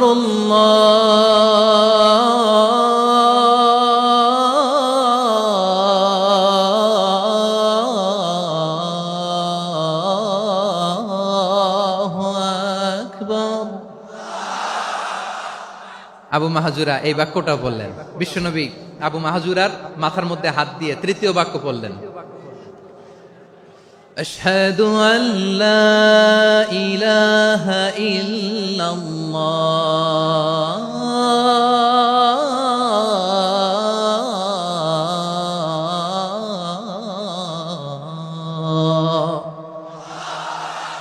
আবু মাহাজুরা তৃতীয় বাক্য পড়লেন। বিশ্বনবী একটা বাক্য পরে আবু মাহাজুরা পরে, বিশ্বনবী পরে আবু মাহাজুরা পরে। আবু মাহাজুরা কিন্তু অমুসলিম, মুশরিক। আবু মাহাজুরা বলে, এক একটা বাক্য পড়ি আমার কলিজাটা গলে ঠান্ডা হয়ে যায়। এতদিন মোহাম্মদকে গালি দিতাম, এখন মোহাম্মদ আমার মাথায় যখন হাত রাখছে আমার সারা শরীর ঠান্ডা হয়ে গেছে। বিশ্বনবী আজান শিখাচ্ছেন, একটা একটা বাক্য পড়ে আবু মাহাজুরাও পড়ে, বিশ্বনবী পড়ে আবু মাহাজুরাও পড়ে। পুরো বাক্যগুলো যখন শেষ, আজান শেষ, আবু মাহাজুরাও যখন পুরো আজান পড়লেন, আবু মাহাজুরা বললেন, এতদিন মোহাম্মদের চেহারা দেখলে আমার ঘৃণা লাগতো, আজ থেকে মোহাম্মদের চেহারার চেয়ে প্রিয় চেহারা আমার কাছে নাই।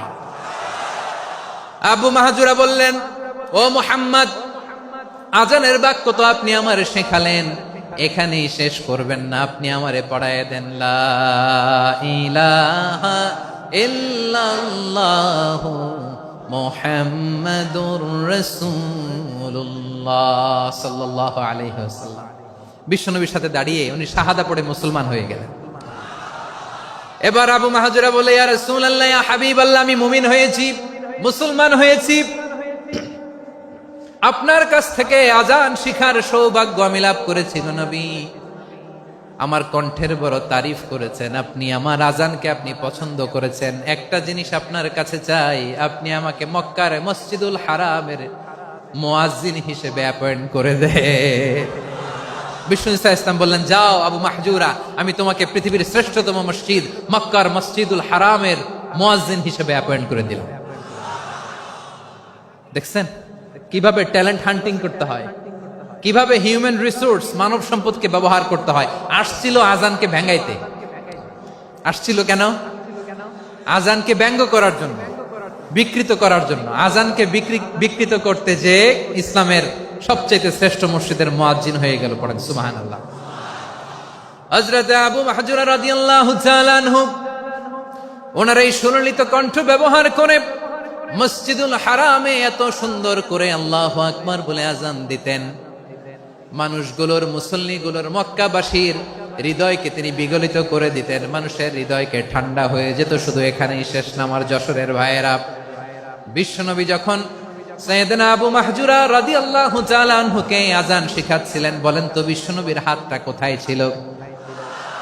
আবু মাহজুরার মাথার সামনে, এই চুলের উপরে ছিল। আবু মাহজুরা ওই স্মৃতিটাকে ধারণ করবার জন্য, ওই স্মৃতিকে বহন করার জন্য বিশ্বনবীর মোবারক হাত আবু মাহজুরার কপালের চুলের যেই জায়গায় লেগেছে, মৃত্যুর আগের দিন পর্যন্ত আবু মাহজুরা মাথার ওই চুলে কোনোদিন ছুরি আর কামার লাগায় নাই, সেখানে কেচি লাগায় নাই, চুলের মধ্যে খুর লাগায় নাই। আবু মাহজুরা ডান দিকের চুল কাটতো, বাম দিকের চুল কাটতো, পেছনের চুল কাটতো, সামনের চুল কাটতো না। আবু মাহজুরা রাদিয়াল্লাহু তাআলা আনহুর সামনের চুলগুলো বড় হতে হতে যখন এত বড় হয়ে যায়, তিনি চুলগুলো পেঁচিয়ে মাথার মধ্যে রাখতেন, তারপরে তিনি পাগড়ি পরতেন। সবাই জিজ্ঞেস করতো, আবু মাহজুরা, এটা আবার কেমন স্টাইল? দেখতে তোমারে কি বিদঘুটে লাগে, কেমন অড লাগে, কেমন খারাপ দেখা যায়। মক্কায় এমন কোন মানুষ তো দেখি নাই, ডানে চুল কাটে, বায়ে চুল কাটে, পেছনে চুল কাটে, সামনে কাটে না। ওরে আবু মাহজুরা, কেমন দেখা যায় তোমারে, তুমি সামনের চুল কাটো না কেন? আবু মাহজুরা বলে, আমি হাঁটু গেড়ে পেয়ারা নবীর সামনে বসেছিলাম, আমার এই মাথার চুলের মধ্যে মুবারক হাত লাগিয়ে বিশ্বনবী নিজে আমাকে আজানের প্রতিটা বাক্য শিক্ষা দিয়েছেন। বিশ্বনবীর মোবারক হাত, পবিত্র হাত আমার মাথার চুলের যেই জায়গায় লেগেছে, আমি চাই ওই চুলগুলা নিয়ে আমি আমার কবরের ভিতরে যাব। সাইয়েদনা আবু মাহজুরা রাদিয়াল্লাহু তাআলা আনহু ইন্তেকালের আগের পর্যন্ত মাথার সামনের চুলগুলা কাটে নাই, মাথার সামনের চুল তিনি কাটেন নাই। সুবহানাল্লাহ বিহামদি। কেমন ভালোবাসতেন বিশ্বনবী সাহাবীদেরকে, সাহাবারা কেমন ভালোবাসতেন বিশ্বনবীকে। সামনের চুলগুলো বড় হতে হতে এত বড় ছিল, পেঁচিয়ে রেখে পাগড়ি পরতেন, কাটতেন না। নবীর হাত লেগেছিল। সুবহানাল্লাহ পড়েন। তাহলে what is the lesson? Moral of the story কি? মোরাল অফ দ্য স্টোরি হচ্ছে, আসছিল আজানকে ব্যঙ্গ করার জন্য, বিকৃত করার জন্য, হয়ে গেল মসজিদুল হারামের মুয়াজ্জিন। দেখেন বিশ্বনবী একটা খারাপ সিচুয়েশনের মধ্যে থেকে কি ভালো জিনিস বের করে আনলেন। আমি যে শুরুতে বলেছি কিভাবে তিনি হিউম্যান রিসোর্সকে ডেভেলপ করেছেন, ম্যানেজ করেছেন। তিনি যে চৌকস ট্যালেন্ট হান্টার ছিল, দেখেন সবার মধ্যে থেকে এর বাছাই করে মুয়াজ্জিন বানাই দিয়েছেন। সুবহানাল্লাহ পড়েন। তার মানে এই না সবাইরে ধরে ধরে উনি মুয়াজ্জিন বানাইছেন। যার যেই ট্যালেন্ট আছে তাকে ওই কাজে অ্যাসাইন করেছেন। যার যেই প্রতিভা আছে তার প্রতিভাকে ইসলামের কাজে লাগিয়েছেন। সুবহানাল্লাহ পড়েন। যায়েদ বিন সাবিত রাদিয়াল্লাহু তাআলা আনহু নাম শুনেছেন? যশোর কথা বেরোয় না। যদি জিজ্ঞাসা সালমান খানের নাম শুনছেন, সবাই হাত তুলবে, জি হুজুর শুনছি, মানে সব দেখা শেষ। সালমান খান, আমির খান, অমুক খান, সব খান মুখস্থ, কিন্তু যায়েদ বিন সাবিতের নাম মুখস্থ নাই মুসলমানদের। যেই সাহাবী মাথার সামনের চুল কাটে নাই, মসজিদুল হারামের মুয়াজ্জিন বানাইছেন বিশ্বনবী, সাহাবীর নাম কি? খায়া ফেলাইস, স্লোগানের সাথে খায়া ফেলাইস। আবু মাহজুরা, কি নাম? আবু মাহজুরা আল জুমাহি রাদিয়াল্লাহু তাআলা আনহু। এই নামটা আজকে নিয়ে যাইতে হবে যশোর। আবু মাহজুরা রাদিয়াল্লাহু তাআলা আনহু। 2 নম্বরে বলছিলাম যায়েদ বিন সাবিত রাদিয়াল্লাহু তাআলা আনহু। বিশ্বনবী দেখলেন মদিনার এই আনসারী সাহাবী হাইলি ট্যালেন্টেড, ইন্টেলেকচুয়াল, মেরিটোরিয়াস, জ্ঞানের প্রতি তার আকর্ষণ, মারাত্মক আকর্ষণ। বিশ্বনবী তাকে দায়িত্ব দিলেন, কোরআন যা নাজিল হয় তুমি লিখো, কাতিবুল ওহী বানায় দিলেন। সুবহানাল্লাহ। যায়েদ বিন সাবিতরে আবার আজান শিখান নাই, কারণ তার মধ্যে বিশ্বনবী প্রতিভা দেখেছেন, একাডেমিক প্রতিভা। বিশ্বনবীর একাডেমিক প্রজেক্ট গুলো তিনি হ্যান্ডেল করতেন। যায়েদ বিন সাবিত ছিল বিশ্বনবীর ব্যক্তিগত সচিব। কি ছিল? ব্যক্তিগত সচিব। বোঝেন নাই? বিশ্বনবীর ব্যক্তিগত সচিব এবং দোভাষী। ইহুদিরা কিছু লিখে দিলে এটার অর্থ বিশ্বনবীরে বুঝায় দিতেন, আবার ইহুদিদের কাছে কিছু লিখতে হলে তিনি লিখে দিতেন। বিশ্বনবী একদিন বললেন, ইন্নী ওয়াল্লাহি মা আমানু ইয়াহুদা আলা কিতাব। ইহুদিরা যে চিঠি পাঠায় অর্থ তো বুঝি না, আরেক ইহুদি আইনে অর্থ করা লাগে। আবার ইহুদিদের কাছে কিছু লিখে পাঠাইতে চাইলে আমরা তো লিখতে পারি না, ইহুদিরে দিয়ে লেখা লাগে। ওরা যে পয়রা শোনায় লিখে দেয়, আমি ওদের বিশ্বাস করি না। আমার নিজের একজন লোক দরকার। বিশ্বনবী এই যায়েদ বিন সাবিতকে চুজ করলেন ল্যাঙ্গুয়েজের জন্য। উনি বললেন, যায়েদ তোমার সফট স্কিলকে ডেভেলপ করতে হবে, তুমি হিব্রু ল্যাঙ্গুয়েজ শিখে ফেলো। যায়েদ বিন সাবিত বলল, বিশ্বনবীর মোটিভেশন আর ইন্সপিরেশন পেয়ে আমি 15 দিনে ইহুদিদের এই হিব্রু ল্যাঙ্গুয়েজ শিখে ফেললাম। শুধু শিখে ফেললাম না, হাত্তা হাদিকতু, even I became master in the language. এই ভাষা আমি পারদর্শী হয়ে গেলাম। এরপরে ইহুদিরা চিঠি লিখে পাঠালে আর কোন ইহুদি ডাকা লাগতো না, আমি নবীর এটার অর্থ শুনে পরে বুঝায় দিতাম। আবার ইহুদিদের কাছে চিঠি লেখা লাগলে আমি যায়েদ বিন সাবিত চিঠি লিখে দিতাম। সুবহানাল্লাহ। দেখেন এত সাহাবীর মধ্য থেকে বিশ্বনবীর একাডেমিক প্রজেক্ট, ব্যক্তিগত সচিব, দোভাষী হিসেবে তিনি যায়েদ বিন সাবিতের মতো তরুণকে নির্বাচিত করেছেন। কেমন ট্যালেন্ট হান্টার ছিল আমার নবী। সুবহানাল্লাহ পড়বেন না? বিশ্বনবীর ইন্তেকালের পরে সাইয়েদনা আবু বকর রাদিয়াল্লাহু তাআলা আনহু যখন খলিফা হয়ে আসলেন, কোরআনকে সংকলনের দায়িত্ব দেয়া লাগবে, কোন সাহাবীকে দিবেন? সব সাহাবারা মিলে পরামর্শ করলেন। সাইয়েদনা আবু বকর, ওমর সবাই মিলে এই বিশাল কোরআন সংকলনের গুরু দায়িত্ব বিশ্বনবীর ব্যক্তিগত সচিব, বিশ্বনবীর দোভাষী, বিশ্বনবীর সিলেক্ট করাই লোক যায়েদ ইবনে সাবিত রাদিয়াল্লাহু তাআলা আনহুকে দিয়েছে। কোরআনের কপি তো আজকে এখানে রাখে নাই। এই যে আজকের যে কোরআন পড়েন, এটা আগে এরকম ছিল না। কোরআন নাজিল হলে সাহাবারা চামড়ার, ওটের চামড়ায় লিখে ফেলতো, ওটের চ্যাপ্টা হাড্ডির মধ্যে লিখে ফেলতো, গাছের গুড়ির মধ্যে লিখে ফেলতো। বিভিন্ন জনের কাছে ছড়ানো ছিটানো ছিল। আবু বকর রাদিয়াল্লাহু তাআলা আনহু একসাথে করলেন, পরবর্তীতে উসমান রাদিয়াল্লাহু তাআলা আনহু একসাথে করলেন। 114 সূরার এখন এই মুসহাফ, এই কম্পাইলেশন, এই কপি আমরা পেয়েছি, যার হিউজ কন্ট্রিবিউশন ছিল। এই পুরো কোরআন কম্পাইলেশনের প্রজেক্ট ম্যানেজার ছিল যায়েদ বিন সাবিত রাদিয়াল্লাহু তাআলা। কোরআন কম্পাইলেশনের প্রজেক্ট ম্যানেজার। দেখেন উনারে মাথায় হাত দিয়ে আজান শিখায় নাই। সুবহানাল্লাহ কইবেন না? তাহলে প্রথম সাহাবী আবু মাহজুরাকে মুয়াজ্জিন বানাইলেন, যায়েদ বিন সাবিতকে ব্যক্তিগত সচিব আর দোভাষী বানালেন। মুসআব ইবনে উমাইর রাদিয়াল্লাহু তাআলা আনহুকে ইসলামের প্রথম অ্যাম্বাসেডর বানালেন। তাহলে তৃতীয় নাম্বার একজন সাহাবীর নাম বলছি, মুসআব ইবনে উমাইর। মুসআব কি নাম? নামটা কেমন লাগে? এই কয়েকজনের ভাল লাগে, বাকিদের ভাল লাগে না? ভাল লাগে? এই এই আর কয়েকটা মিনিট দেওয়া যাবে না আমাকে আল্লাহর রাস্তে? হ্যাঁ ঠিক আছে, আমি তোমাদেরকে ভালোবাসা দেখাবো, দোয়া করব, যদি চুপ থাকো, একেবারে চুপ, কষ্ট সহ্য করো, বাকিরা যা সওয়াব পাবে তোমরা ডবল পাবা, যেহেতু কষ্ট বেশি, কিন্তু চুপ। 3 নাম্বার সাহাবীর নাম মুসআব। এই ধাক্কাধাক্কি কেন? ধাক্কাধাক্কি কেন রে ভাই? না না না, এরকম হইলে আসবো না যশোর, আমি আর আসবো না। হয় পিছনে চলে যাও, নাহলে চুপ, ধাক্কাধাক্কি নেই। 3 নাম্বার সাহাবীর নাম মুসআব। কি নাম? He was the first ambassador in Islam. ইসলামের প্রথম ডিপ্লোমাট, প্রথম কূটনৈতিক, ইসলামের প্রথম কূটনৈতিক, ইসলামের প্রথম ডিপ্লোমাট, প্রথম অ্যাম্বাসেডর মুসআব ইবনে উমাইর। মক্কার তরুণ যুবক, উনি পারফিউম লাগাইলে মানুষ দেখলেই বুঝতো এটা মুসআব লাগাইছে। এমন ড্যাশিং ফেসের ছিল, এমন স্মার্ট ড্যাশিং ফেস, এমন পার্সোনালিটির মানুষ ছিল মুসআব রাদিয়াল্লাহু তাআলা আনহু। কারণ যিনি ইসলামের স্পোকম্যান হবেন, মুখপাত্র হবেন, তার স্মার্ট হওয়ার দরকার আছে না নাই? আকাবার প্রথম শপথ যখন হলো, তাদের সাথে বিষ্ণু ঈসা ইসলাম মদিনাতে একজন মুখপাত্র পাঠালেন, ডিপ্লোমাটকে পাঠালেন, অ্যাম্বাসেডর অফ ইসলাম, তিনি হচ্ছেন মুসআব ইবনে উমাইর। পড়েন সুবহানাল্লাহ। বিশ্বনবী দেখলেন সে অনেক স্মার্ট, তার ডেডিকেশন আছে, সিনসিয়ারিটি আছে, এবং মদিনায় যে আউস খাজরাজ গোত্রের নেতাদের সাথে ডিল করতে হবে, ইহুদিদের সাথে ডিল করতে হবে, ওখানে একজন পাক্কা জানু খেলোয়াড়ের দরকার আছে না নাই? মুসআব ইবনে উমাইর রাদিয়াল্লাহু তাআলা আনহু, ওনাকে বিষ্ণু ঈসা ইসলাম চুজ করলেন। এবং বিষ্ণু ঈসা ইসলামের এই চুজিংটা, এই সিলেকশনটা এত সুন্দর ছিল, তিনি মদিনাতে যে বিশ্বনবী আসার আগেই মদিনার জমিনকে তিনি উর্বর করে ফেলছেন। প্রতিটা ঘরে ঘরে কালিমার দাওয়াত তিনি পৌঁছায় দিচ্ছেন। জুমার বিধান নাজিল হয়েছে, কিন্তু মক্কায় পরিবেশ নাই জুমা পালনের। বিষ্ণু ঈসা ইসলাম একজনকে দিয়ে খবর পাঠালেন, যাও মদিনায় মুসাবকে যে বলো, মুসাব তো আমার শিক্ষক, আমার স্পোকম্যান, মদিনাতে যেন তারা জুমা কায়েম করে।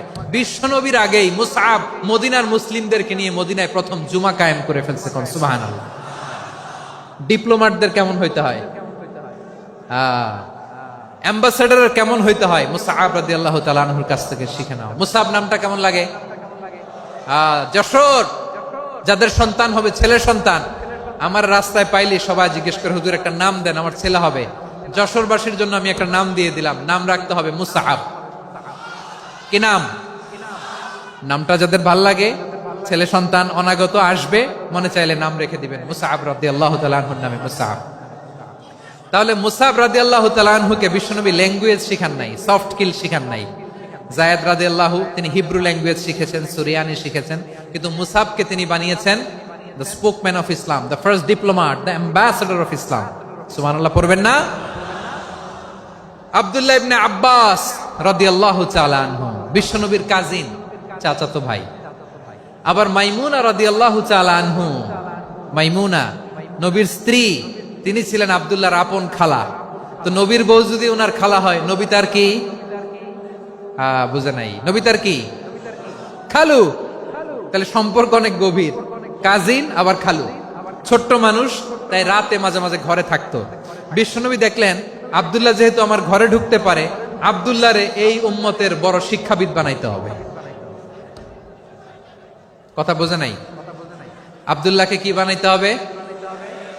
শিক্ষাবিদ, এডুকেটর অফ দিস উম্মাহ, এই উম্মার শিক্ষাবিদ বানাইতে হবে। তাই আব্দুল্লাহ ইবনে আব্বাসকে বিশ্বনবী হাতে কলমে শিক্ষা দিয়েছেন।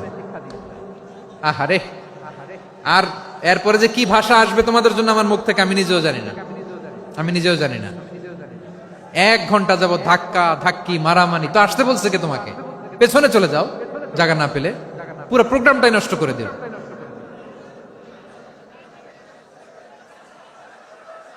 জি, আমার দিকে তাকান, আমি শেষ করে দিচ্ছি। হবে না, ইন্টেলেকচুয়াল আলোচনা এখানে হবে না, আমি বুঝতে পারছি, শেষ করে দিচ্ছি। আব্দুল্লাহ ইবনে আব্বাস রাদিয়াল্লাহু তাআলা আনহু। মনোযোগ দিয়ে কয়েকটা মিনিট শুনুন, আমি এখনই শেষ করে দিচ্ছি, এরপর আওয়াজ করবে। এই যে এগুলো কি আমি বুঝলাম না। আমি বললাম না সব করা যাবে, বসে যাও, শুয়ে যাও, চলে যাও, আওয়াজ করা যাবে না। অন্যকে বসো এটাও বলার দরকার নেই, জাস্ট এদিকে তাকাও। আল্লাহ।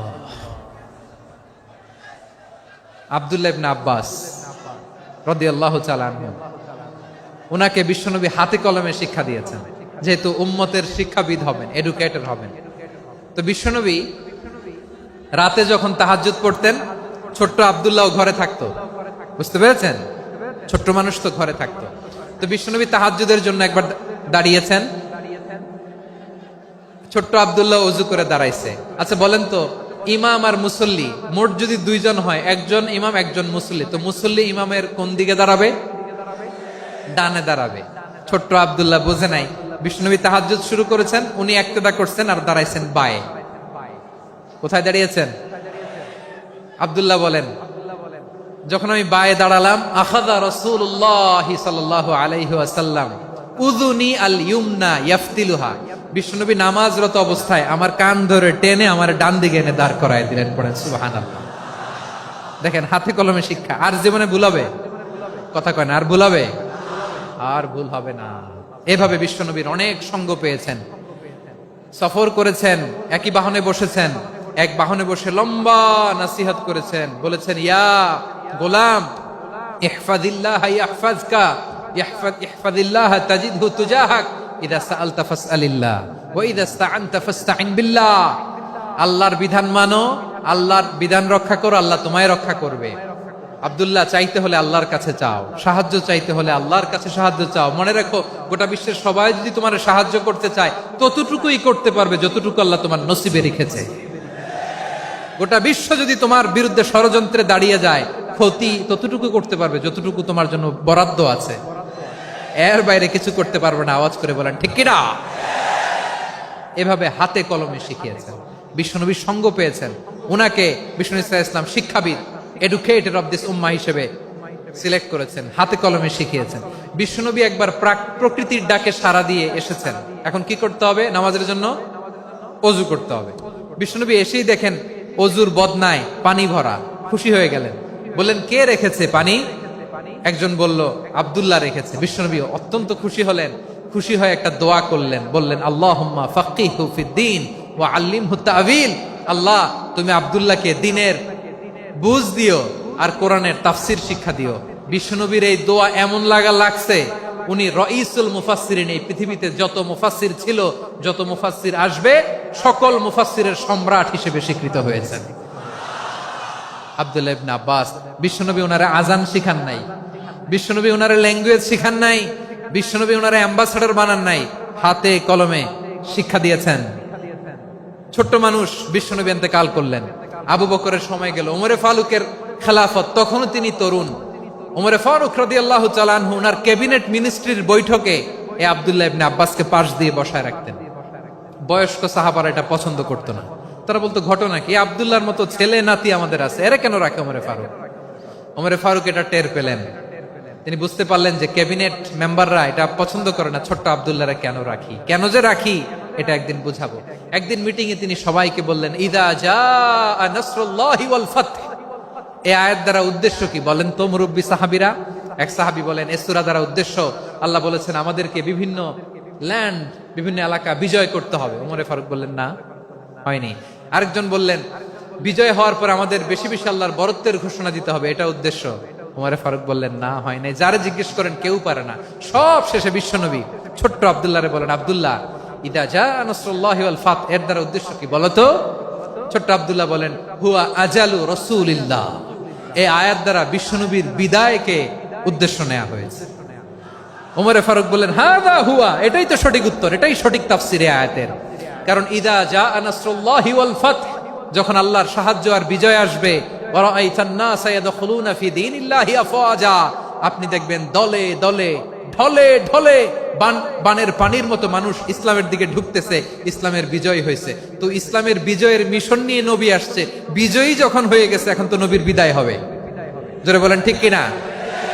কোন সাহাবী এই সূক্ষ্ম কথাটা ধরতে পারে নাই, ওই আব্দুল্লাহ ছাড়া। আব্দুল্লাহ যখন উত্তর দিছে, সব সাহাবীদের টনক নড়েছে। এরপর থেকে কোন ক্যাবিনেট মিটিং এ আর কোন সাহাবারা কোনো প্রশ্ন করে নাই, আওয়াজ করে পড়েন সুবহানাল্লাহ। বিশ্বনবী আব্দুল্লাহ ইবনে আব্বাসকে দ্য এডুকেটর অফ দ্য উম্মাহ, উম্মার শিক্ষাবিদ হিসেবে গ্রহণ করেছেন। আওয়াজ করে পড়তে হবে আল্লাহু আকবার। সাহাবীদের নামগুলো মনে থাকবে? 1 নম্বরে আবু মাহজুরা, মুয়াজ্জিন বানাইছেন। যায়েদ ইবনে সাবিত, দোভাষী, ট্রান্সলেটর অফ প্রফেট, এবং তিনি ছিলেন বিশ্বনবীর ব্যক্তিগত সচিব। Musab ibn Umair, the first ambassador and diplomat of Islam. Abdullah ibn Abbas, এই উম্মার সবচেয়ে বড় এডুকেটর, শিক্ষাবিদ।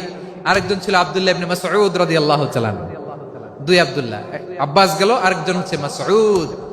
মক্কার তরুণ, ছাগল পালতো মুশরিকের বিশ্বনবী আর আবু বকর রাদিয়াল্লাহু তাআলা আনহু একবার গেলেন, যে দেখে এই তরুণ দাঁড়ায় আছে। বিশ্বনবী বলেন, আমি খুব ক্ষুধার্ত, তোমার কাছে কি দুধ আছে ছাগলের?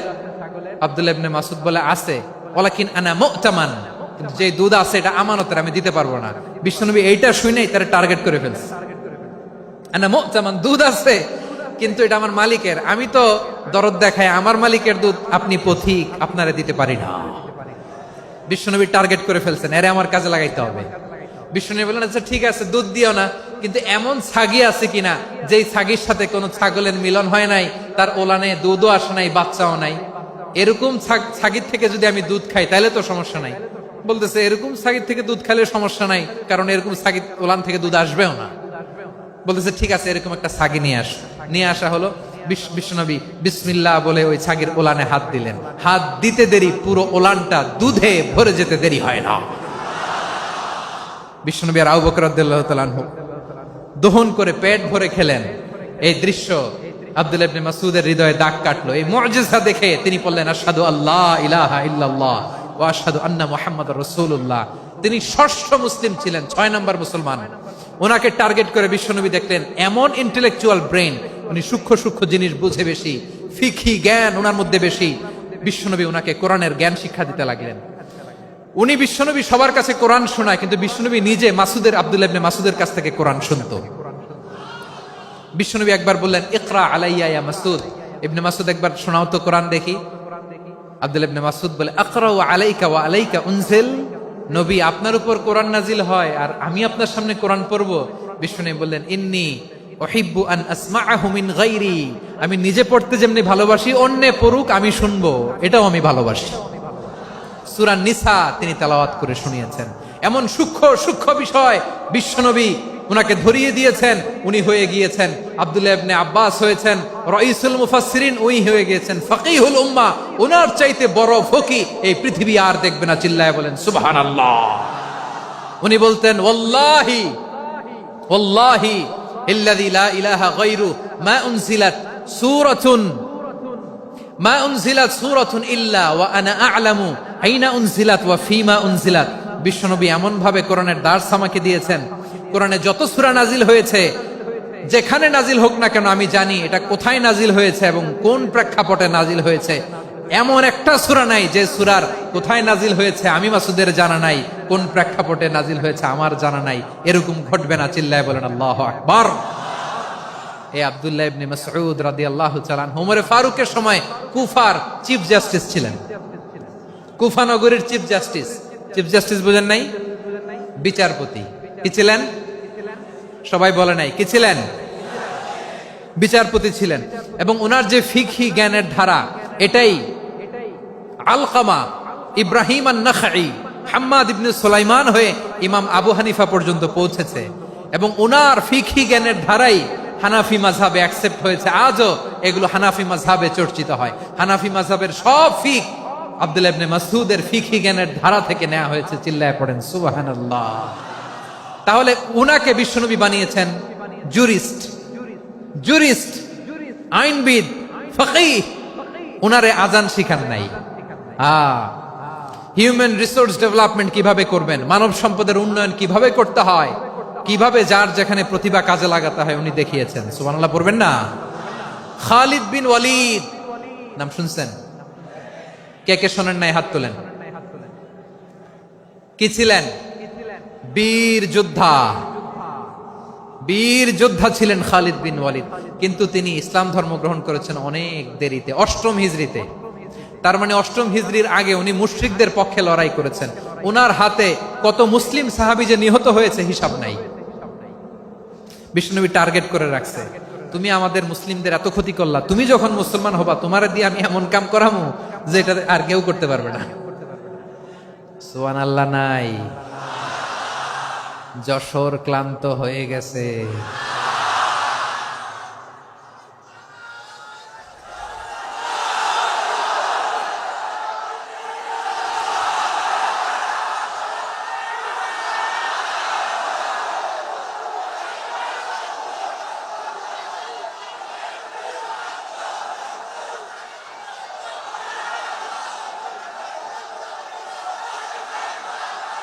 মাশাআল্লাহ, বসুন বসুন বসুন।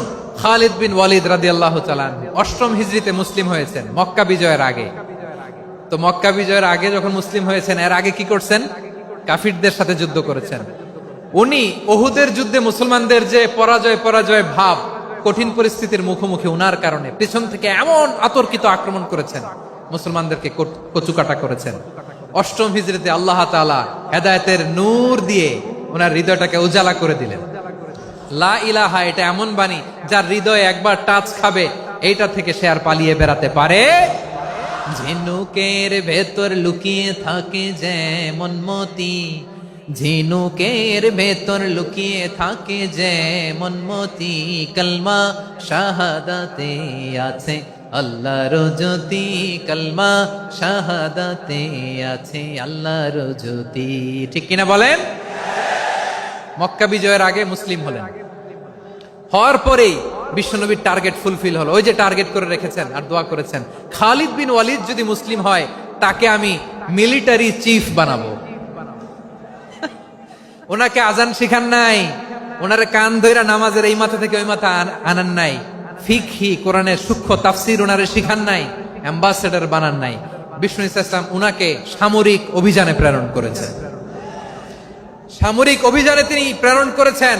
উনার জীবদ্দশায় উনার নেতৃত্বে যতগুলো যুদ্ধ হয়েছে, একটা যুদ্ধেও তিনি পরাজয় বরণ করেন নাই। ওমরে ফারুকের সময়কালে তিনি চিফ অফ মুসলিম মিলিটারি, মানে মুসলিম সেনাপতি হয়েছেন। যশোর আওয়াজ করো, ঠিক কিনা বলো? সেনাপতি, মুসলিম সেনাপতি। তাহলে কিভাবে হিউম্যান রিসোর্স ব্যবহার করতে হয় গোটা বিশ্ব আমার নবীর কাছ থেকে শিখে নাও। খালিদ বিন ওয়ালিদ, ওনাকে বিশ্বনবী একটা উপাধি দিয়েছেন। উপাধিটা হচ্ছে সাইফুল্লাহিল মাসলুল, আল্লাহর নাঙ্গা তরবারি, আল্লাহর খোলা তরবারি, দ্য ওপেন সোর্ড অফ আল্লাহ। খালিদ বিন ওয়ালিদ মুসলিম সেনাপতি। হাসান বিন সাবেত নাম শুনছেন? দেখি উনি কি ছিল বলেন। রাসূলের সভা কবি, কালচারাল হিজিমনিকে ডিফিট করার জন্য। উনি ভালো অস্ত্র চালানো জানতেন না, ওই কাজে উনি যেতেন না। উনার ছিল কাব্য প্রতিভা। কাব্য প্রতিভা, কাফিররা কবিতা দিয়ে নবীকে গালি দিত। বিশ্বনবী বলতেন, ইয়া হাসান আজিব আন রাসূলিল্লাহ, তুমি নবীর হয়ে কাফেরদের এই কথাগুলোর জবাব দাও। বিশ্বনবীর একটা মিম্বার ছিল। বিশ্বনবীর মিম্বারের পাশাপাশি মসজিদে নববীতে এই হাসান বিন সাবেতের জন্য বিশ্বনবী একটা স্পেশাল মিম্বার বানিয়ে দিয়েছেন। এখান থেকে তুমি জবাব দাও। এবং বিশ্বনবী বলেছেন, আল্লাহুম্মা আইয়িদহু বিরূহিল কুদুস, আল্লাহ হাসান আমার পক্ষে জবাব দেয়, তুমি জিব্রাইল মারফত তাকে সাহায্য পাঠায়া দিও। রাসূল সাল্লাল্লাহু আলাইহি ওয়াসাল্লামের সভা কবি, the poet of the prophet, নবীর কবি। উনি কবিতা দিয়ে, এমন উচ্চাঙ্গের ভাষায় কবিতা দিয়ে তিনি জবাব দিতেন, কাফিরদের গা শিহরে যেত, তাদের হৃদয়ে আগুন ধরে যেত। তাহলে এরকম কবিরও দরকার আছে না নাই? এখন যাকে আল্লাহ দিছে কাব্য প্রতিভা, এরা যদি আপনি যুদ্ধের ময়দানে পাঠান হবে? যারে দিছে সুরেলা গলা, এরা যদি অ্যাম্বাসেডর বানান হবে না। হাসান বিন সাবেত ছিলেন বিষ্ণু ইসলামের কবি। হুযাইফা ইবনুল ইয়ামান বিশ্বনবীর গোয়েন্দা বিভাগের প্রধান। কিসের প্রধান? হুযাইফা ইবনুল ইয়ামান। ওনার ছিল ডিটেকটিভ মাইন্ড, ডিটেকটিভ মাইন্ড, গোয়েন্দা বিভাগের প্রধান। এবং উনি হচ্ছেন সাহিবু সিররি রাসূলিল্লাহ, রাসূল সাল্লাল্লাহু আলাইহি ওয়াসাল্লামের গোপন তথ্যের ধারক বাহক। নবীর যেই কথা কেউ জানে না সব হুজাইফার পেটের ভিতরে ছিল। সুবহানাল্লাহ পড়েন। মদিনার যত ইহুদিদের একটা লিস্ট ছিল, এই লিস্ট শুধু দুইজন জানতো, বিশ্বনবী আর হুজাইফা। সুবহানাল্লাহ পড়বেন না? তাহলে উনাকে কোন দায়িত্ব দিছে? কোন বিভাগ? যশোর, আওয়াজ করো, কোন বিভাগ? গোয়েন্দা বিভাগের হেড ছিল। খন্দকের যুদ্ধে প্রচন্ড আজকের মতো শৈত্য প্রবাহ, মাটি খনন করতে করতে সাহাবীদের পেটে ক্ষুধা নাই, দাঁড়াইতে পারে না নামাজের জন্য, এত ক্লান্ত, ক্ষুধা, ক্লান্ত, শ্রান্ত। বিশ্বনবী বললেন, কে আছো এই কঠিন শীত, এই ভয় আর ক্ষুধার মধ্যেও খন্দকের পরীক্ষার টপকে শত্রু শিবিরে যে আমাকে তথ্য দিবা, কে আছো? কারো গায়ে শক্তিই নাই যে দাঁড়াবে, কেউ দাঁড়ায় না। বিশ্বনবী তখন নিজে হুজাইফাকে ডাক দিলেন, হুজাইফা, যে আমাকে আজকে শত্রু শিবিরের তথ্য এনে দিবে সে জান্নাতে আমার মোরাফাকা, আমার সঙ্গী হবে। হুজাইফা রাদিয়াল্লাহু ইবনুল ইয়ামান জীবনের ঝুঁকি নিয়ে এই ক্ষুধা, শৈত্য প্রবাহ, কোল্ড ওয়েভস কে উপেক্ষা করে পরীক্ষা টপকে শত্রু শিবিরে যে সবার কথাগুলো চুপে চুপে শুনে বিশ্বনবীর দরবারে এসে গোয়েন্দাদের মতো তথ্য সরবরাহ করেছে। বিশ্বনবীর গোয়েন্দা বিভাগের প্রধান হুজাইফা ইবনুল ইয়ামান ইন্টেলিজেন্স বিভাগ চালাতেন। মুনাফিকদের নাম ওনার কাছে ছিল। মুআয ইবনে জাবাল মদিনা রাষ্ট্রের সবচেয়ে সিনিয়র আমলা ছিলেন। আমলাতন্ত্র চিনেন তো? প্রশাসনিক কাজ যারা চালায়, অ্যাডমিনিস্ট্রেশন বুঝেন না? The department of administration. মদিনার রাষ্ট্রের সিনিয়র আমলা মুআয ইবনে জাবাল মুতাখাসসিসুন ফিল হালাল ওয়াল হারাম, হালাল হারামের স্পেশালিস্ট ছিলেন। বিশ্বনবী উনাকে ইয়ামানের গভর্নর করে পাঠাইছেন।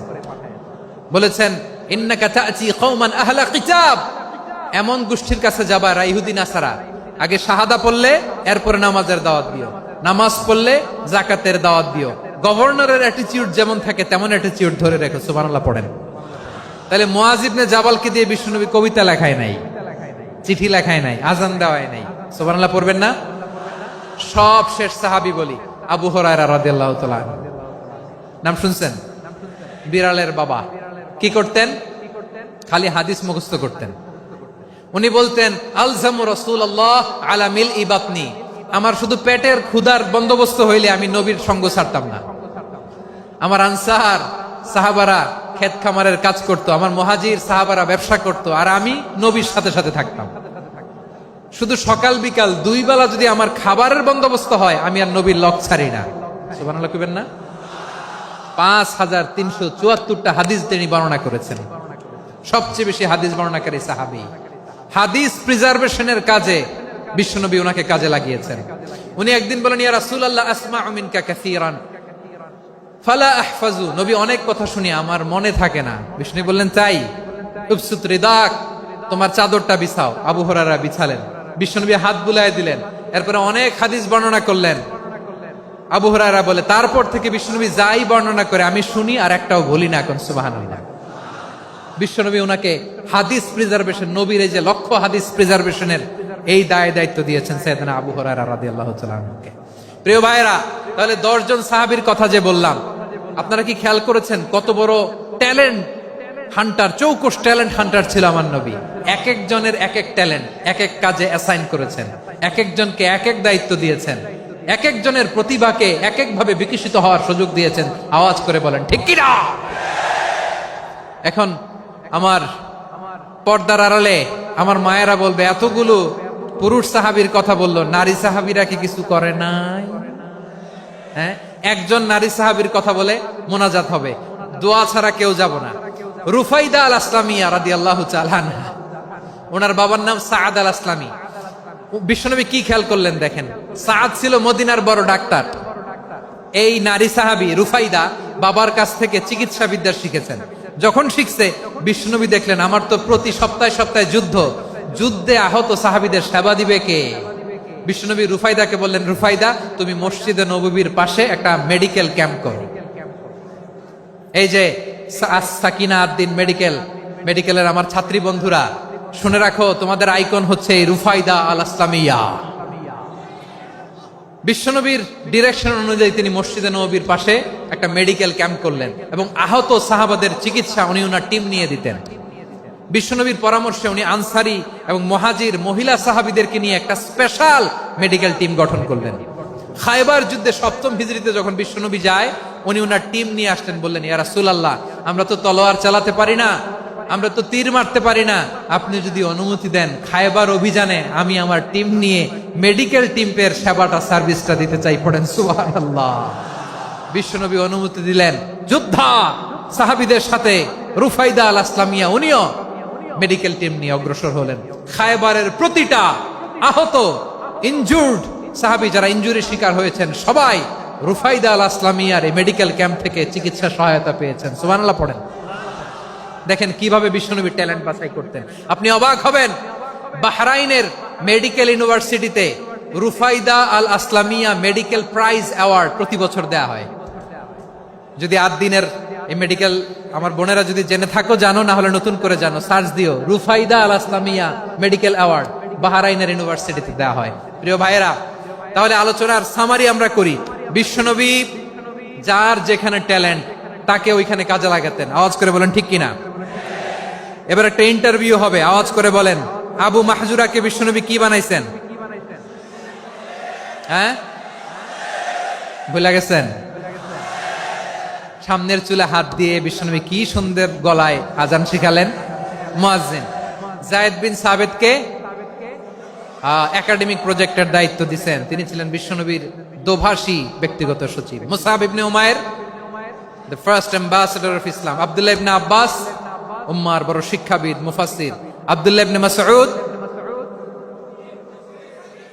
আব্দুল্লাহ ইবনে মাসউদ ছিলেন জুরিস্ট। কি ছিলেন? জুরিস্ট ছিলেন, এই উম্মার সবচেয়ে বড় জুরিস্ট। খালিদ বিন ওয়ালিদ, সেনাপ্রধান। হাসান বিন সাবিত, হাসান বিন সাবিত ছিলেন বিশ্বনবীর সভাকবি। কি ছিলেন? বিশ্বনবীর সভাকবি ছিলেন। এরপরে হুযায়ফা ইবনুল ইয়ামান কি ছিলেন? গোয়েন্দা বিভাগের প্রধান। মুআয ইবনে জাবাল কি ছিলেন? সিনিয়র আমলা, ইয়ামানের গভর্নর। আবু হুরায়রা রাদিয়াল্লাহু তাআলা আনহু হাদিস প্রিজার্ভেশনের কাজ করেছেন। আর আমাদের রুফাইদা আল আসলামিয়া রাদিয়াল্লাহু তাআলা আনহা কি ছিলেন? নার্স ছিলেন, নার্স হয়ে মেডিকেল সেবা দিয়েছেন। প্রিয় ভাইয়েরা, পুরো আলোচনার যদি সামারি করি তাহলে বিশ্বনবী যেভাবে হিউম্যান রিসোর্সকে ম্যানেজ করেছেন, যার যেখানে প্রতিভা কাজে লাগিয়েছেন, আমরাও যদি করি আমাদের বাংলাদেশের চিত্র আমরা পাল্টে যেতে পারবো। আমরা শুরুতে শুনেছি মানুষের আছে অসীম সম্ভাবনা, প্রতিটা মানুষ অনন্য, যত্ন নিলে, যথাযথ পরিচর্যা করলে মানুষ বিশ্ব জয় করতে পারে। ঠিক কিনা? আমাদের হাফেজে কোরআনের সামনে দাঁড়াতে পারে এমন কোন হাফেজে কোরআন আল্লাহর জমিনে জন্ম হয় নাই। গোটা বিশ্ব কাঁপিয়ে তারা সেরা, আমাদের ক্রিকেটাররা সেরা, আমাদের তৈরি পোশাক শিল্প সেরা। এরকম অনেক অনেক সেরা জিনিস আছে, আমরা এগুলোরে নার্চারিং করতে পারি নাই, পরিচর্যা করতে পারি নাই, সঠিক তারবিয়াতের অভাব। তাহলে মানুষের অসীম সম্ভাবনাকে কাজে লাগাতে হবে। ঠিক কিনা বলেন? ইউনুস গভর্নমেন্টকে আমি বলবো, অল্প সময়ের জন্য আপনারা এসেছেন, সংস্কারও করতে হবে, আবার নির্বাচনও করতে হবে। সব সংস্কার হতে করতে পারবেন না, যতটুকু পারবেন এর মধ্যে আমাদের যে হিউজ ম্যান পাওয়ার, আমাদের যে মানব সম্পদ, হিউম্যান রিসোর্স, এটাকে ডেভেলপ করে আপনাদের যেতে হবে। যেটা পারবেন না সেটাকে পরবর্তী নির্বাচিত গভর্নমেন্টের কাছে রেখে যেতে হবে, যে তারা যেন করে, তাদের কাছে আপনারা এটা রেখে যাবেন। তাহলে মানুষ চাইলে বিশ্ব জয় করতে পারে। আর মানুষকে হারাতে পারে কেউ? জোরে বলো যশোর, মানুষকে হারাতে পারে কেউ? আল্লাহ আমাদেরকে জনসংখ্যা দিয়েছেন। প্রিয় ভাইয়েরা, এই জনসংখ্যা অনেক বড় সম্পদ, এটা আমাদের জন্য অভিশাপ নয়, আশীর্বাদ। আমাদের জনসংখ্যাকে যদি আমরা জনশক্তিতে রূপান্তর করতে পারি, আজকে বাংলাদেশ যে অবস্থানে দাঁড়িয়ে আছে, বাংলাদেশ তার 20 গুণ উন্নতির শিখরে চলে যাবে। চিল্লায় বলো ঠিক কিনা? আমাদের শ্রমিক ভাইয়েরা বাইরে কাজ করে, আমাদের শ্রমজীবী ভাইয়েরা, প্রবাসীরা, তাদের ব্যাপারে গুরুত্ব দিতে হবে। আমাদের শ্রমের দাম সবচেয়ে কম, সবচেয়ে কম। তারা এম্বাসিতে গুরুত্ব পায় না, এয়ারপোর্টে গুরুত্ব পায় না। এই সরকার অবশ্য তাদেরকে অনেক গুরুত্ব দিচ্ছে। আমাদের অদক্ষ শ্রমিককে যখন আমরা দুবাই পাঠাই অল্প বেতন পায়, কিন্তু ইন্ডিয়ানরা দক্ষ শ্রমিক পাঠাইলে তার 3 গুণ বেতন পায়। আমরা আমাদের শ্রমিকদেরকে অদক্ষভাবে আর পাঠাতে চাই না, দক্ষ শ্রমিক পাঠিয়ে আমরা রেমিটেন্সের বন্যা বইয়ে দেব। আমাদের শ্রমিকদের পাঠানো রেমিটেন্সের টাকায় সচল থাকে আমার দেশের অর্থনীতির চাকা। তাদেরকে সবচেয়ে গুরুত্ব দিতে হবে। আমরা পেয়েছি ফ্রিডম ফাইটার, মুক্তিযোদ্ধা, আর আমার প্রবাসী ভাইরা হচ্ছে রেমিটেন্স ফাইটার। জোরে বলো ঠিক কিনা? তাহলে আমাদের এই জনশক্তিকে জনসম্পদে ট্রান্সফর্ম করতে হবে, ঠিক কিনা বলেন? সরকার জনগণকে এভাবে পলিশ করতে হবে। মা বাবারা ছেলে মেয়েদের মধ্যে কার কোন যোগ্যতা তাকে ওইভাবে কাজে লাগাতে হবে। সবার এ প্লাস পাওয়ার কোনো দরকার নাই। আমাদের দেশে একটা টেন্ডেন্সি আছে, পরীক্ষায় এ প্লাস না পাইলে কই তুই কি করলি, পাশের বাড়ির ছেলে এ প্লাস পাইছে, যা ওর পা ধোয়া পানি খা। কি খা? তা আমি ভাবছি যে পা ধোয়া এ প্লাস পাওয়া ছেলেদের পা ধোয়া পানির একটা পানির ব্র্যান্ড বানাইতে হবে, এরকম লেখা থাকবে এ প্লাস পাওয়া ছেলেদের পা ধোয়া পানি। খাওয়া নাই, এগুলার খাওয়া নাই।